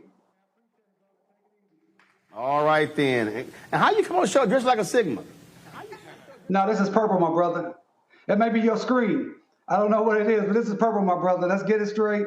Let's never, ever, ever disrespect me like that again. No disrespect to the Sigmas. Well, first of all, you know you belong in that little youth group because there's only one fraternity. You know that's Alpha. Well, you started off this segment saying that you're petty, but you're also wrong. So, you know, let's just keep it real. Well, no one ever accused Omegas of having high IQs. Don't start. Don't start. Do not start, Damario. Hey, Eric, they know we're bold. I see somebody with them beautiful purple and gold shirts on. That must be the church colors because they know that's the color of royalty. So let's keep it real. You saw one person in the purple shirt and they ain't got nothing to do with Omega, so be quiet. We got to go. You trying to latch on to anything. I'm going to bring my panel here, Lauren, Nola, and Greg as well, on this conversation, because one of the issues that really we talk about that I think has to be talked about when we're trying to reach young African Americans is for them to understand the difference between these two candidates and criminal justice. When you have one, you guys get ready. So last night, Univision had a town hall, and that orange fool spoke last night. And I want y'all to see the faces. I want y'all to see the faces of the Latino folks in that audience when he started talking about Haitian immigrants eating all kind of stuff. Y'all roll the clip. Do you really believe that these people are eating the people's pets? Thank you. Well, thank you very much. And this was just reported. I was just saying what was reported. That's been reported. And eating other things, too, that they're not supposed to be. But this is, all I do is report. I was there. I'm going to be there. And we're going to take a look. And I'll give you a full report when I do. But that's been in the newspapers and reported pretty broadly. I will say this as far as Springfield is concerned, because I do know that situation. You have a city of 52,000 people, and they've added almost 30,000 migrants into the city. If you were a person that lived there, if you lived in Springfield, Ohio, and all of a sudden you couldn't get into a hospital, you couldn't get your children into a school, you wouldn't be able to buy groceries, you could no longer pay the rent because the government's paying rent, any of that, if any of that happened, it would be a disaster for you, and you wouldn't be happy. We want to make our people safe and secure, and we want to make them happy. But Springfield, Ohio is a perfect example. You have a town, a beautiful little town with no problems. All of a sudden, they have 30 or 32,000 people dropped into the town, most of whom don't speak the language, most of whom don't speak the language at all. And what they're doing is they're looking all over for interpreters. I said I'm done here. Y'all got to move way faster. When I say I'm done, I ain't got to say I'm done 4 times. 1 time suffice, okay? Here's the thing that, this is the person who will be in charge of the Department of Justice. This is the person who is going to be targeting Haitian immigrants, targeting black folks. If those were immigrants from the Netherlands, from Switzerland, he would have no problem if they were blonde hair, blue eyes. And so that's really what you're dealing with. And I need our folks to understand that when the Supreme Court has already made clear he has full immunity, that is giving a person like him the license to act a fool. Go ahead. Yeah, so I can't help but agree 100% with what you're saying, because, I think we've seen a lot of 2-term presidents in, the last, 30 years, 40 years. And, they always, on those PBS documentaries, they come back and say, well, I had to wait until after my first term to do what I really wanted to do and be really deliver on everything I said I was going to do. And to me, that's the scariest part about Donald Trump's presidency, because just like any other president who's gone 2 terms, he's now, I think he's going to be emboldened to do everything that he fears may have kept him out of even the conversation of re-election. Greg Carr, let's be real clear. Black folks had better understand there will be a target on our backs if this fool is back in the Oval Office. Of course, and we have to act accordingly. Donald Trump is a fascist. We see that. The people who follow him are angry. He's whipping that anger up, that divisiveness, that anger. Underneath anger like that, when you're talking about fascism at a national level, is fear. And their fear is us. By us, I mean all non-whites. That craven little man, that shrunken spirit little gnome named Stephen Miller, will slither back into the White House. They may even give him a portfolio that might even include up to maybe Attorney General. It will lead the purge. And what that elder had on his face as Donald Trump ventured into Univision to attempt to burnish this kind of fear. And be very clear about this. What he is saying to folks in the Spanish-speaking community is that we're going to deport the people who are not like you. They're trying to convince them that this won't be me. It'll be those other people who didn't come here legally. What he had on his face was a reaction to the reality that everyone who is not white will be put out of this country in their white fever dream. So when we look at this, this is the rising tide of color at the beginning of the 20th century, Lathrop Stoddard and all them. This is the real Americans argument in the 19th century during the period of the Civil War and before. This is the Everything they've been doing since they passed the Immigration and Naturalization Act in 1965 has been designed to try to roll back the 20th century and that rising tide of color. Finally, Donald Trump realizes that the only card he has to play is that fear. So he has now dropped all pretenses. The question we have to ask ourselves is, when are we going to drop all pretenses and understand that there is no communicating with these folks? They must be rolled over like the sea. Nola, on that particular point, we're going to play in a second. Last night at Univision, folk did not look happy when he talked about deporting 11 million people. But we have to understand, I've run into a number of black immigrants who are voting for Donald Trump. In fact, when I was doing early voting, I ran into a sister who is a Jamaican, who is a Republican. And I'm sitting here going like, baby, he gonna deport you too.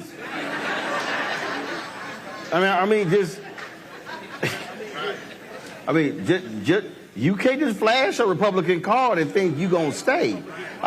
Because, Nola, the reality is they are hell-bent on advancing this great replacement theory. They are scared to death of color. They're afraid of the country where we're going. I was having a conversation with an anchor over the weekend about their issue, and I was explaining to her, she's a national anchor, I said, look, 10 years ago, Europe was going through this. I said, you had massive protests and battles because of African immigrants. Well, here's the reality. White folks in Italy, Germany, UK, Ireland, other countries, they stopped having kids. Those countries were losing population. You cannot maintain your gross domestic product if you don't have people to do those jobs. In the United States, there are more than 12 states right now where the average annual white death rate is higher than the average annual white birth rate. The numbers are the numbers. And so what Trump is complaining about Springfield, that was a dying city. They had lost more than 25% of their population, and those Haitian immigrants are actually bringing that city back. And that's the thing they don't want to talk about. That was one of those white towns that was dying because folks were leaving the Rust Belt states, Nola.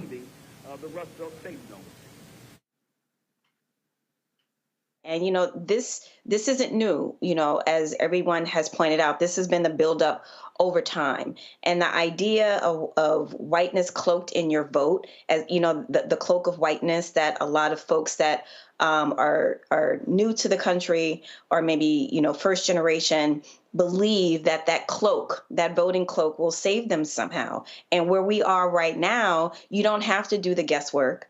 You don't have to say, well, in my experience, they are saying it plainly in your face what is going to happen. Donald Trump walked into Univision yesterday and told people, and repeatedly told people who do not speak English that these people don't speak English. Are you kidding me? You know how bold that is to walk into a place where most of the people need an interpreter to say that. So the boldness and the cruelty has gotten worse and worse, and Donald Trump has been the perfect vector for that cruelty. So for any group with any melanin in their skin, any group with too many alphabets in their last names, you are susceptible to the cruelty of Project 2025.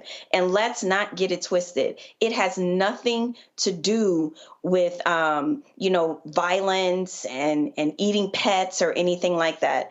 It really is, it's just cruel. It is literally just that. For years I've tried to, figure out eloquent ways to put it. But when you take a step back and you're like, what, these people just really do not care. Shaming him does not work. Calling him racist do not work. They have leaned all the way into that cruelty, honey. And so that's what we're up against. And there are groups coming into the country who are scared and trying to figure out, okay, which decision should I make? Would I be safer with the cruel folks? Maybe if I'm with them, they won't come for me. And it's false. It's demonstrably false. And that's part of the messaging. This whole divide and conquer with Black immigrants, first generation, second generation, however long you've been here, that is also working. The same way where, the Trump campaign, I have this conversation often, especially with a really good friend of mine who owns a hip hop magazine and allhiphop.com. We have a lot of conversations about the way that the Trump administration has targeted so many people that exist in that community on purpose. And the way that they have talked to the Black community via tacky sneakers, via, I must resonate with the Black community because I have mugshots. And then there was a rapper the other day who said with Trump's baby mamas and all his convictions and stuff like that, he's blacker than a Black person walking around. The way that they understand Blackness and the way that they are targeting Blackness on top of making sure that those divisions are sown between immigrant, non-immigrant Black people, they are trudging away at the bottom of all of this. And they are going for the dirt. They are going for the silt. They do not care. So when I say that the goal is cruelty, they don't care how they will achieve the goal. They are just trying to get there by any means necessary. So my message to young folks, listen, I was a caregiver for a very long time. My mama died a year ago. And I am here to tell you, if my mama was not a veteran, I don't know what I would have done to pay for her insulin, to pay for her health care. So even if you don't think that, issues are impacting you right now, I guarantee you, your mama, your daddy, your auntie, your cousin, your uncle, everybody around you who is at the top of the bill matters, who's in the middle, who's at the bottom of the bill, the entire ticket, it all matters. If you don't think it matters for you right now at 18 or 24 or even at 30, I promise you it matters for your community. Are y'all hearing immigration as an issue from peers? No, I'm not. I'm not hearing immigration. I'm not either. What do you hear is the top issue? Reproductive rights. Reproductive rights? Reproductive rights and voting rights. Economy. And what about the economy? The economy, as far as the cost of things, which I know presidents don't control, but the mass misconception is that whoever's in office, and it's because they take the blame, they take the credit. They never take the blame, they always take the credit for the economy. And so I'm hearing things cost too much. I think that's chalked up to the fact that a lot of my peers, like I told you before, we're in our first adulting roles, and we thought everything was sweet when we used to ask mom and daddy for stuff. That's right, it wasn't paying for it, that's right. And now we're paying for it, and we've seen, I think, year over year, probably, some of the biggest increases from the time we were like 2016, 2017. Yeah, but it's also price gouging. I mean, we also understand that. And also understand you were dealing with from 2020, 21, also 22, you were still dealing with a pandemic. And so it's just understanding those realities. And so we'll see what certainly shakes out. Give you this here. Howard University dropped their new poll. And their new poll, again, see, this is why I keep trying to, I've done all these national television shows and all these people, y'all may have seen me on these shows. I kept telling them, stop telling me all these white polls that don't talk to Black people, because I said, this is the only show we featured the 10 Black polls. That where they specifically poll Black people and nobody else. And we were trying to explain to them Black support. So Howard University, their new poll shows that Vice President Kamala Harris is outpacing President Joe Biden's margin over Trump among Black voters. She's now plus 76% among Black voters, 84 to 8%. So all those fools who were talking about he was going to get 20%, I'm like, hashtag, we tried to tell you. So listen to Black people that talk to Black people. All right, going to go to a break, panel. I certainly appreciate it. Thanks a lot, folks. We'll be right back on Roland Martin Unfiltered on the Black Star Network.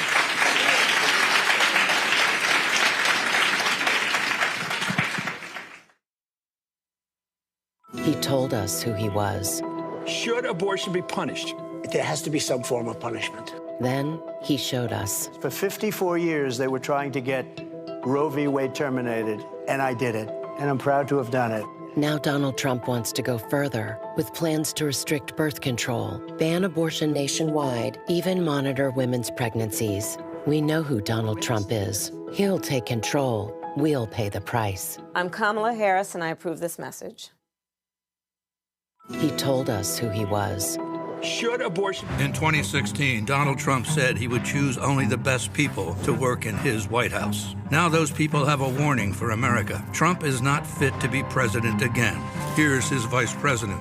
Anyone who puts himself over the Constitution should never be president of the United States. It should come as no surprise that I will not be endorsing Donald Trump this year. His defense secretary. Do you think Trump can be trusted with the nation's secrets ever again? No. I mean, it's just irresponsible action that places our service members at risk, places our nation's security at risk. His national security advisor. Donald Trump will cause a lot of damage.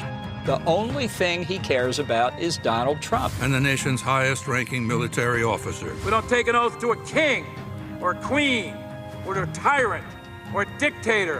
And we don't take an oath to a wannabe dictator. Take it from the people who knew him best. Donald Trump is a danger to our troops and our democracy. We can't let him lead our country again. I'm Kamala Harris, and I approve this message. Wrongfully convicted. 5 teenagers were arrested, tried, convicted, and sent to prison. No men were exonerated. What he did to us, he tried to end us. Of course I hate these people. So-called Central Park 5. Calling for execution. And let's all hate these people. You cannot have this man go into office again. I want society to hate him. We were innocent kids. The confessions were coerced. Today, we are exonerated. That guy says he still stands by the original guilty verdict. This is about democracy being on the ballot. I have absolutely no compassion. Look at Kamala. She represents the kaleidoscope of the human family. There's something different happening in America. We will get the opportunity to build a future where we will be able to thrive and not just survive.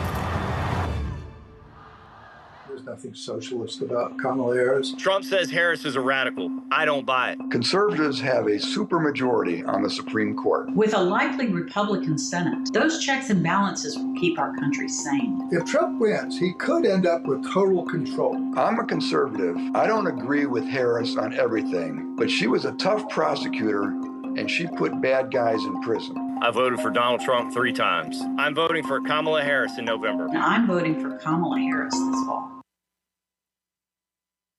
Tell you about these two sisters. They work for everyone's election, and they have really been a solid rock in this community with get out the vote efforts. They usually come and they support the Democratic ticket. The whole ticket. Whole ticket, up and down. So, but you can always count on them. So how long you been doing this? Since what, 14 or 12? Gotcha. I forgot. And why do you do it? Why? Because I feel that it is desperately needed.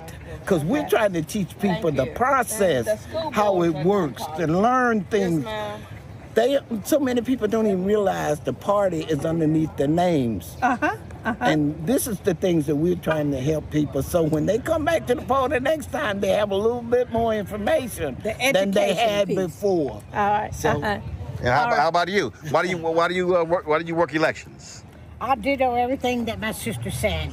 And our goal is that one day we won't have to do this to the extent that we do. Yes. That's what we're working towards. Well, my parents are 77. They didn't work in elections since I was 8 or 9, so they ain't stopped. That's right. How about you?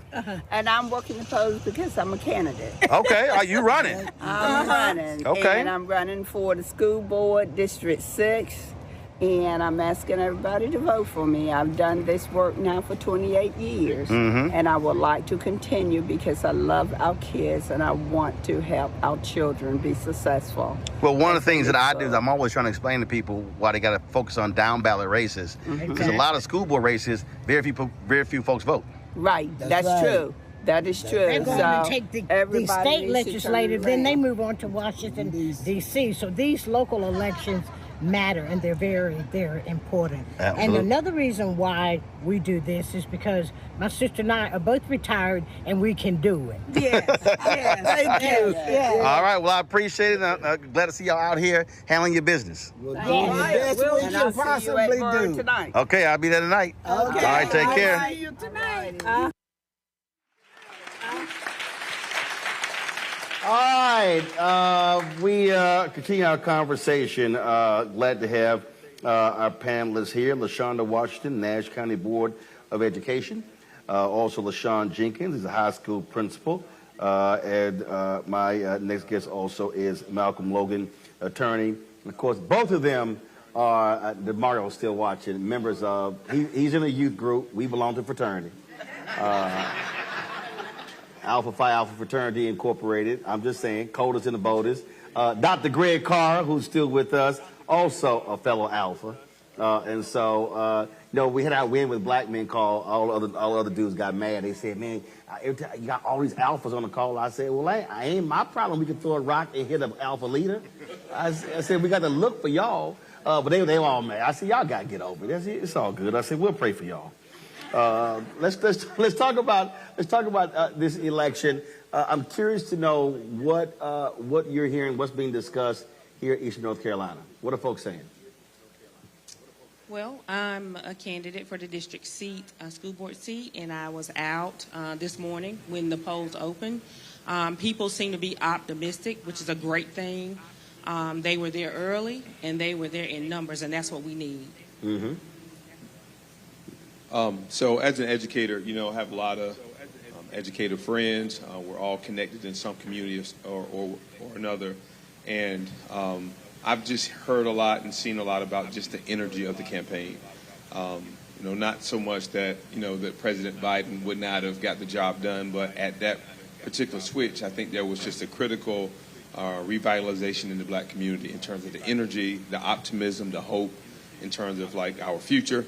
And so, and of course, the educators that I know, when we talk about, the election, I mean, we're talking about like just how astronomical this election is. As we, the Republican plan to eradicate the Department of Education, we know that a lot of our kids, a lot of our communities are beneficiaries of public education. And so if that system was to be eradicated, we think that would really be a dismantling of not only like black schools, but public schools in general, and also like our kids, and would clearly alter their life trajectories and expected outcomes of what we expect from them.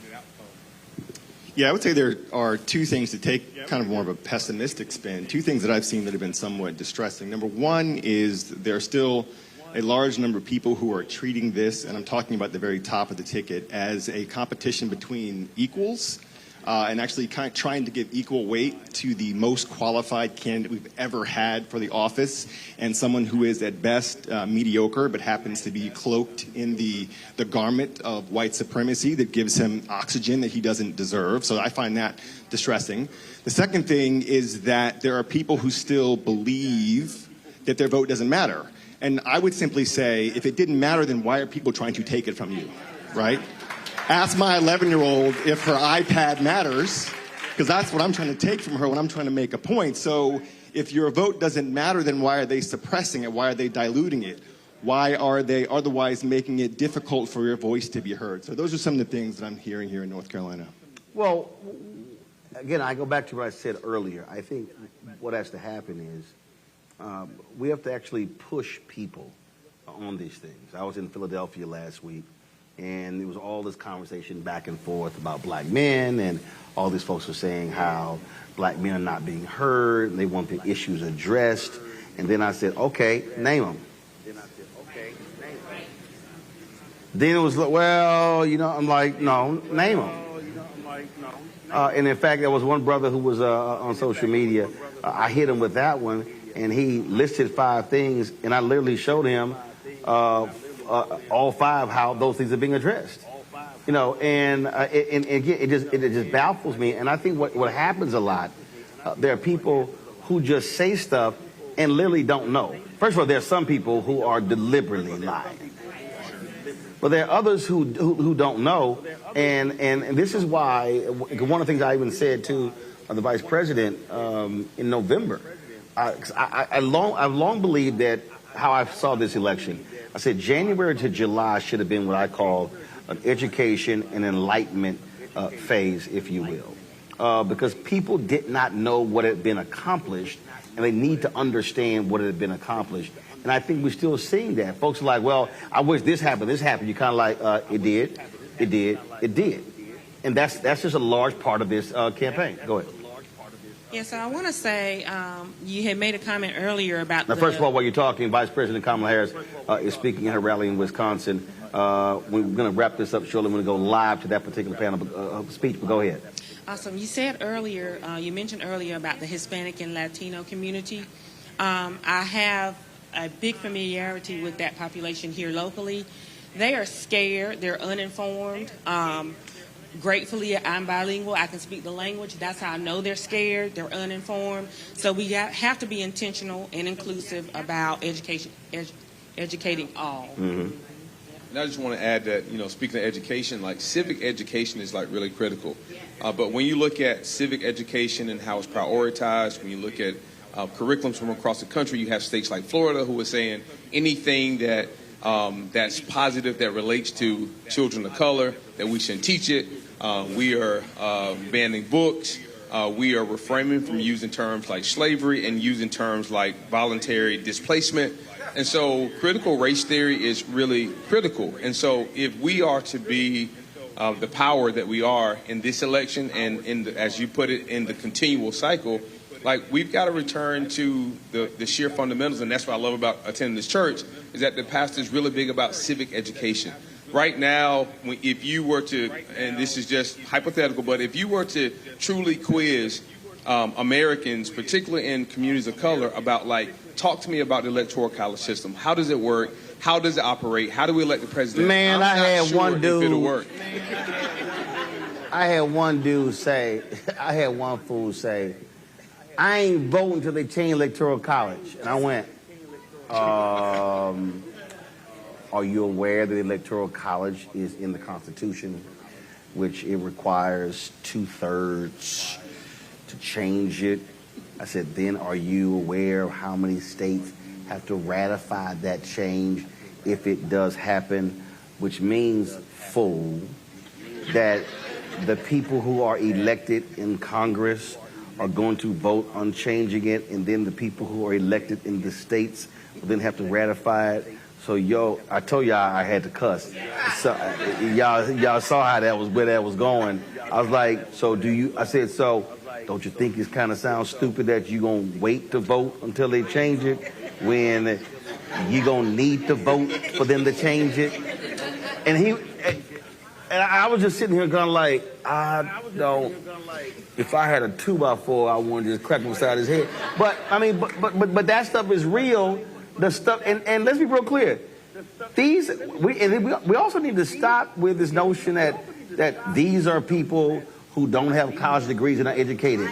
It's a bunch of dumb people with degrees who have no idea about civics. And so I think we got to actually go back to freedom schools where we literally are having classes going, okay, this is how a bill gets passed. Yeah, so it's interesting point that both of you made. Here in this region of Alpha Phi Alpha Alpha South, as we call ourselves, our Southern Region Vice President, Cecil Howard, created an initiative called the MEAN Strategy. It's a four-legged stool around voting. M stands for mobilization, making sure that people register to vote, that they go out to vote, that they prioritize voting, that they avail themselves of opportunities to vote. The E stands for education, learning about the records of candidates, about what they've accomplished, about whether or not they've been on Nude Africa, about whether they call themselves a Black Hitler, about where they worship, what they believe in. The A stands for advocacy. That means, are you helping protect the vote? Are you, as I have, taking off Election Day so you can stand there and protect the vote at a poll site to make sure that people are not receiving bad information or being steered away from the polls when they can legally pass a ballot, even if that's not their particular voting site?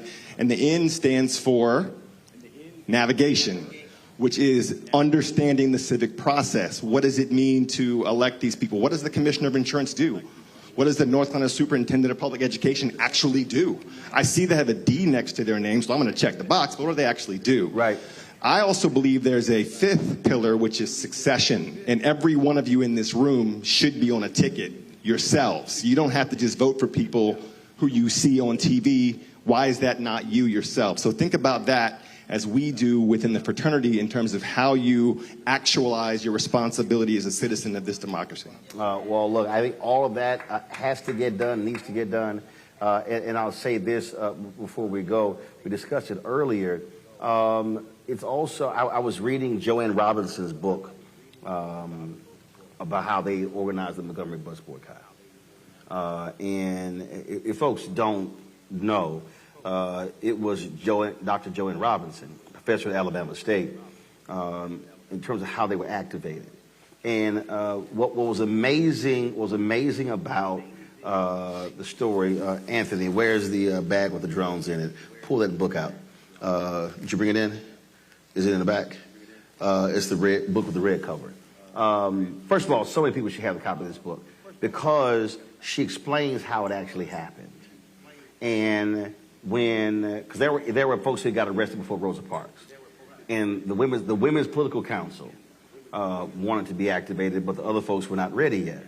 And so what then happened was, when that happened, she then grabbed 2 students, went to the basement in Alabama State. They mimeographed enough copies to distribute about 20,000 copies, split them in 4.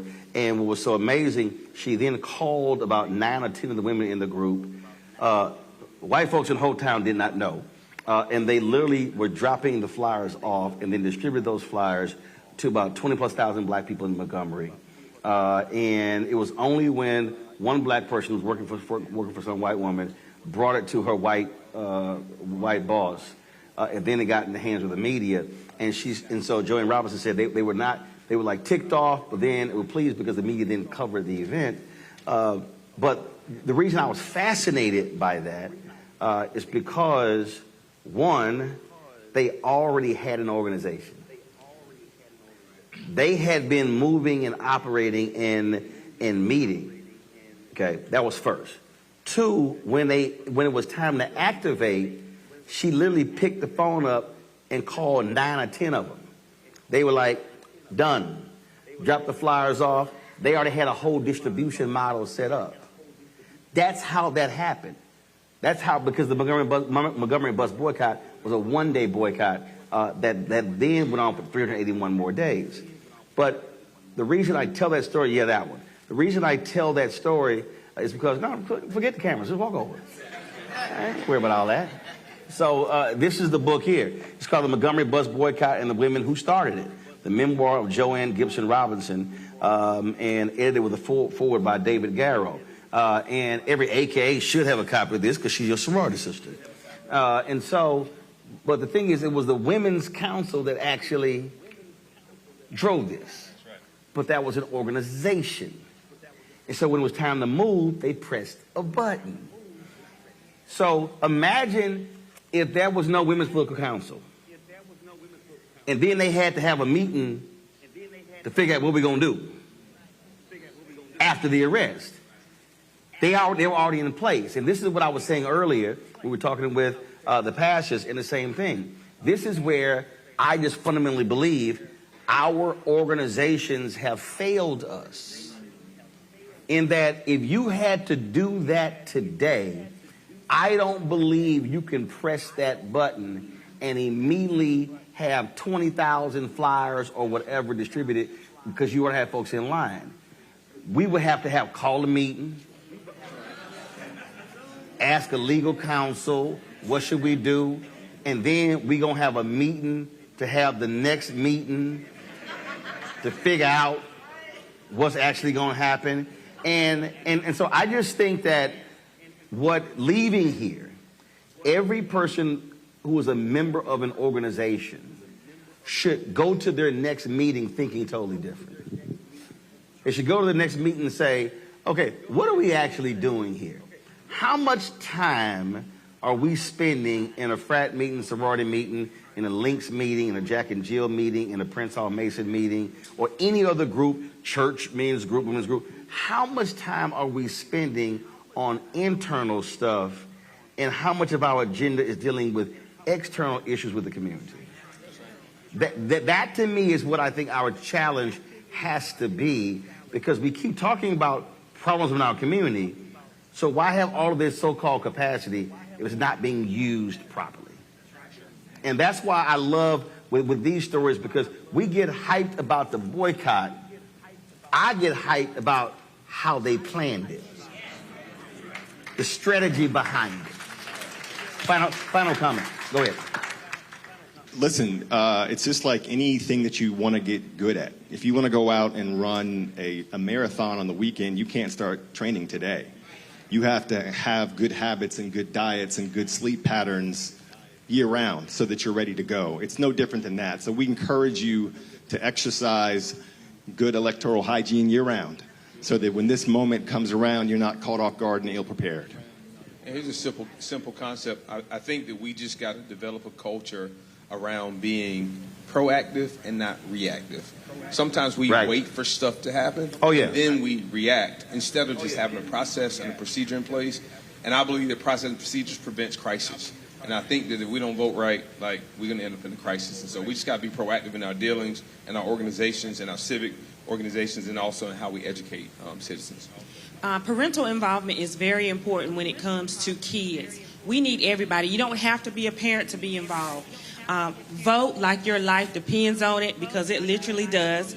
And take November 5th, which will be a historical moment, and begin to educate kids on that and move forward. Every little bit counts. See, I could never, first of all, I could never run for office. Because I probably would start with about 20,000 votes and probably end up with 5. Because I have little patience for sorry people. No, I do. I can't. I know I couldn't run for school board. Because if I met somebody, I'd be like, you a parent? Yeah. You in the PTA? No. Man, get the hell on. I can't. I'm not lying. Because there's nothing worse than somebody with a kid in school saying education is important and you can't even join a PTA. But you want to challenge elected officials about what they doing and you can't go to the PTA meeting. See, y'all see why I couldn't run. So I'm telling you, I be cussing parents out all day and night.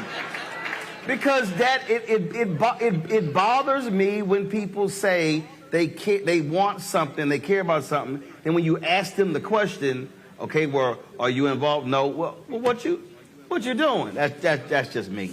Nola, what's your final comment? I got about 30 seconds, then we'll go to Greg and we close this out. All right, Nola, Greg. Yeah, thank you, Roland. You're on the road. You're doing what you did in 2020 when we overwhelmed everything and pulled people into office. Keep it up. North Carolina, shout out to y'all. Don't worry about these white folks. We know in 1898, 2 hours south of y'all in Wilmington, we saw what happened when they have fear-driven hatred. We're going to roll over them like the sea. Stay safe and let's win this thing.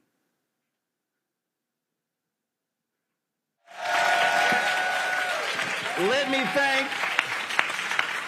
me thank Word Tabernacle for hosting us for this show. I certainly appreciate it. We have enjoyed being here. Yesterday we were at Elizabeth City State University. Tomorrow we'll be broadcasting live Fayetteville State University. My alpha brother, Reverend Dr. William Barber, will be joining us at Fayetteville State. We look forward to that. Look forward to that conversation there. And again, folks, support the work that we do. Tomorrow's our last stop in North Carolina. We were in Pennsylvania last week. And we are planning our stops in Wisconsin and Michigan because, again, it's important for us to take this on the road because I can tell y'all this, everybody watching and listening, and I can say this with a certainty. You could take MSNBC, CNN, Fox News, ABC, NBC, CBS, and they will not have talked to this many black people in a month that we've talked to in the last 5 road trips.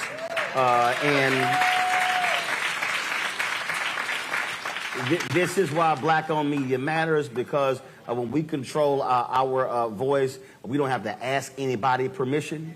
And I say this all the time, and it's really because of our audience, our fans. 31,000 folks since we launched 6 years ago have contributed to our show. We don't send them swag. We don't send them hats and T-shirts. The money that they send goes right into the show. And so I say it all the time, and folk think I'm lying.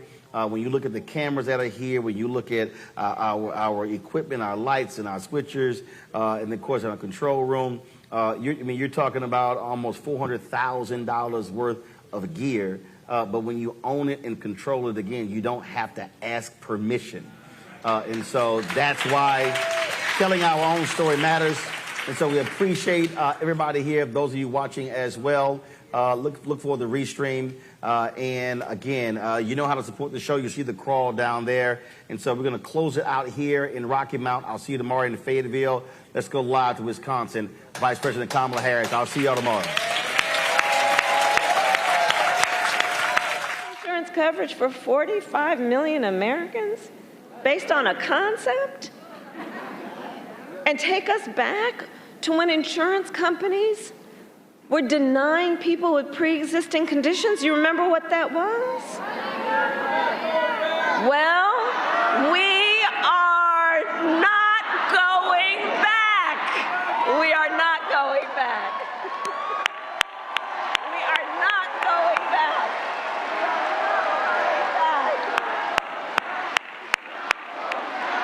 We're not going back. We're not going back. And we are not going back because just like Wisconsin's state motto tells us, we will move forward.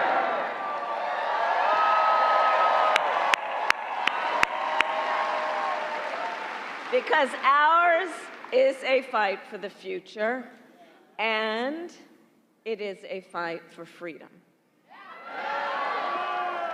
Like the fundamental freedom of a woman to make decisions about her own body and not have her government tell her what to do. And no matter how he'd like to gaslight us, we are clear about how we got here. Donald Trump hand-selected 3 members of the United States Supreme Court with the intention that they would undo the protections of Roe v. Wade, and they did as he intended. And now in America, 1 in 3 women live in a state with a Trump abortion ban. And you've heard the stories, awful stories, painful stories, of the experiences people have been having since that came down. I mean, think about it. Some of these states, there's no exception even for rape or incest, which means telling a survivor of a violation to their body that they have no right to make a decision about what happens to their body next. That's immoral. That's immoral. And let us agree, one does not have to abandon their faith or deeply held beliefs to agree the government should not be telling her what to do. Not the government.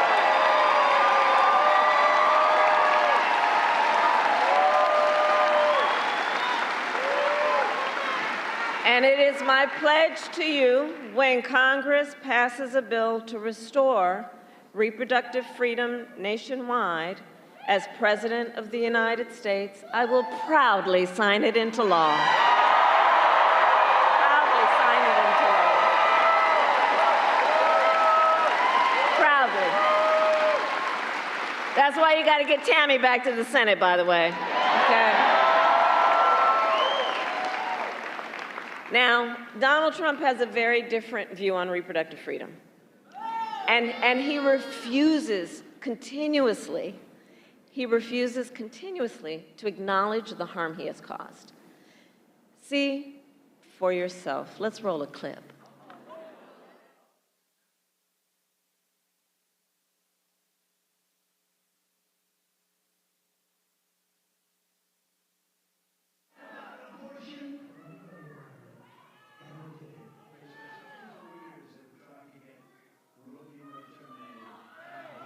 Women thing, I did a great thing long term.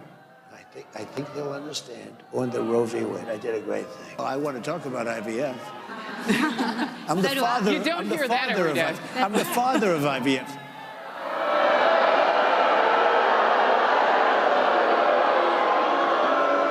Right? Oh. Okay.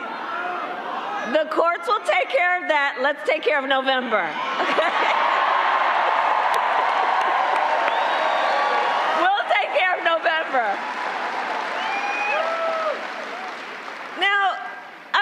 seriously, so first of all, no, Donald, everybody did not want Roe v. Wade to be overturned. Women are dying of sepsis because they cannot get the health care they need. They did not want this. Couples just trying to grow their family are being cut off in the middle of IVF treatments. They did not want this. And now, I mean, it just gets more unbelievable sometimes. And now the man calls himself the father of IVF? I mean, what does that even mean?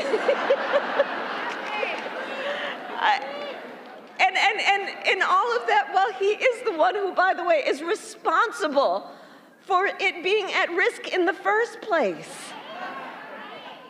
And what is sadly interesting, I think, is that when you listen to Donald Trump talk, it becomes increasingly clear, I think, he has no idea what he's talking about when it comes to the health care of women in America.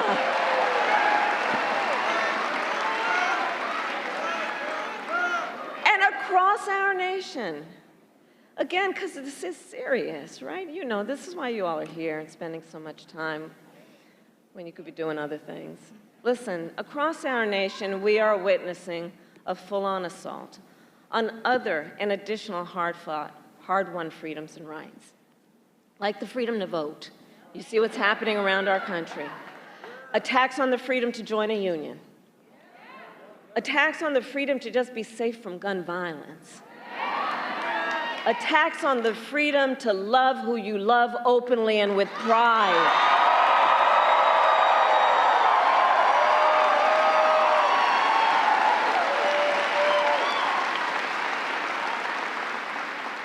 So much is on the line in this election. And this is not 2016 and it's not 2020. The stakes are even higher because a few months ago, the Supreme Court told the former president that he is effectively immune no matter what he does in the White House. Now, just imagine Donald Trump with no guardrails. Think about that. He who has vowed, if reelected, he will be a dictator on day one. That he will weaponize the Department of Justice against his political enemies. He who calls Americans who disagree with him the enemy from within, and says that if reelected, he would use the military to go after them. He who has called for the, quote, termination of the Constitution of the United States. And let us be very clear. Someone who suggests we should terminate the Constitution of the United States should never again stand behind the seal of the President of the United States. Never again. Never again. Never again.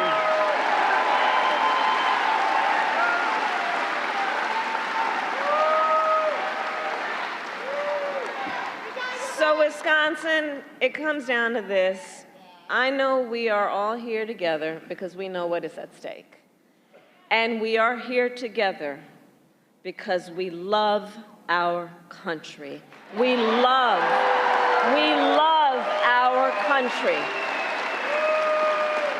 And I do believe it is one of the highest forms of patriotism, of an expression of the love of our country to then fight for its ideals and to fight to realize the promise of America. And that's what we are doing.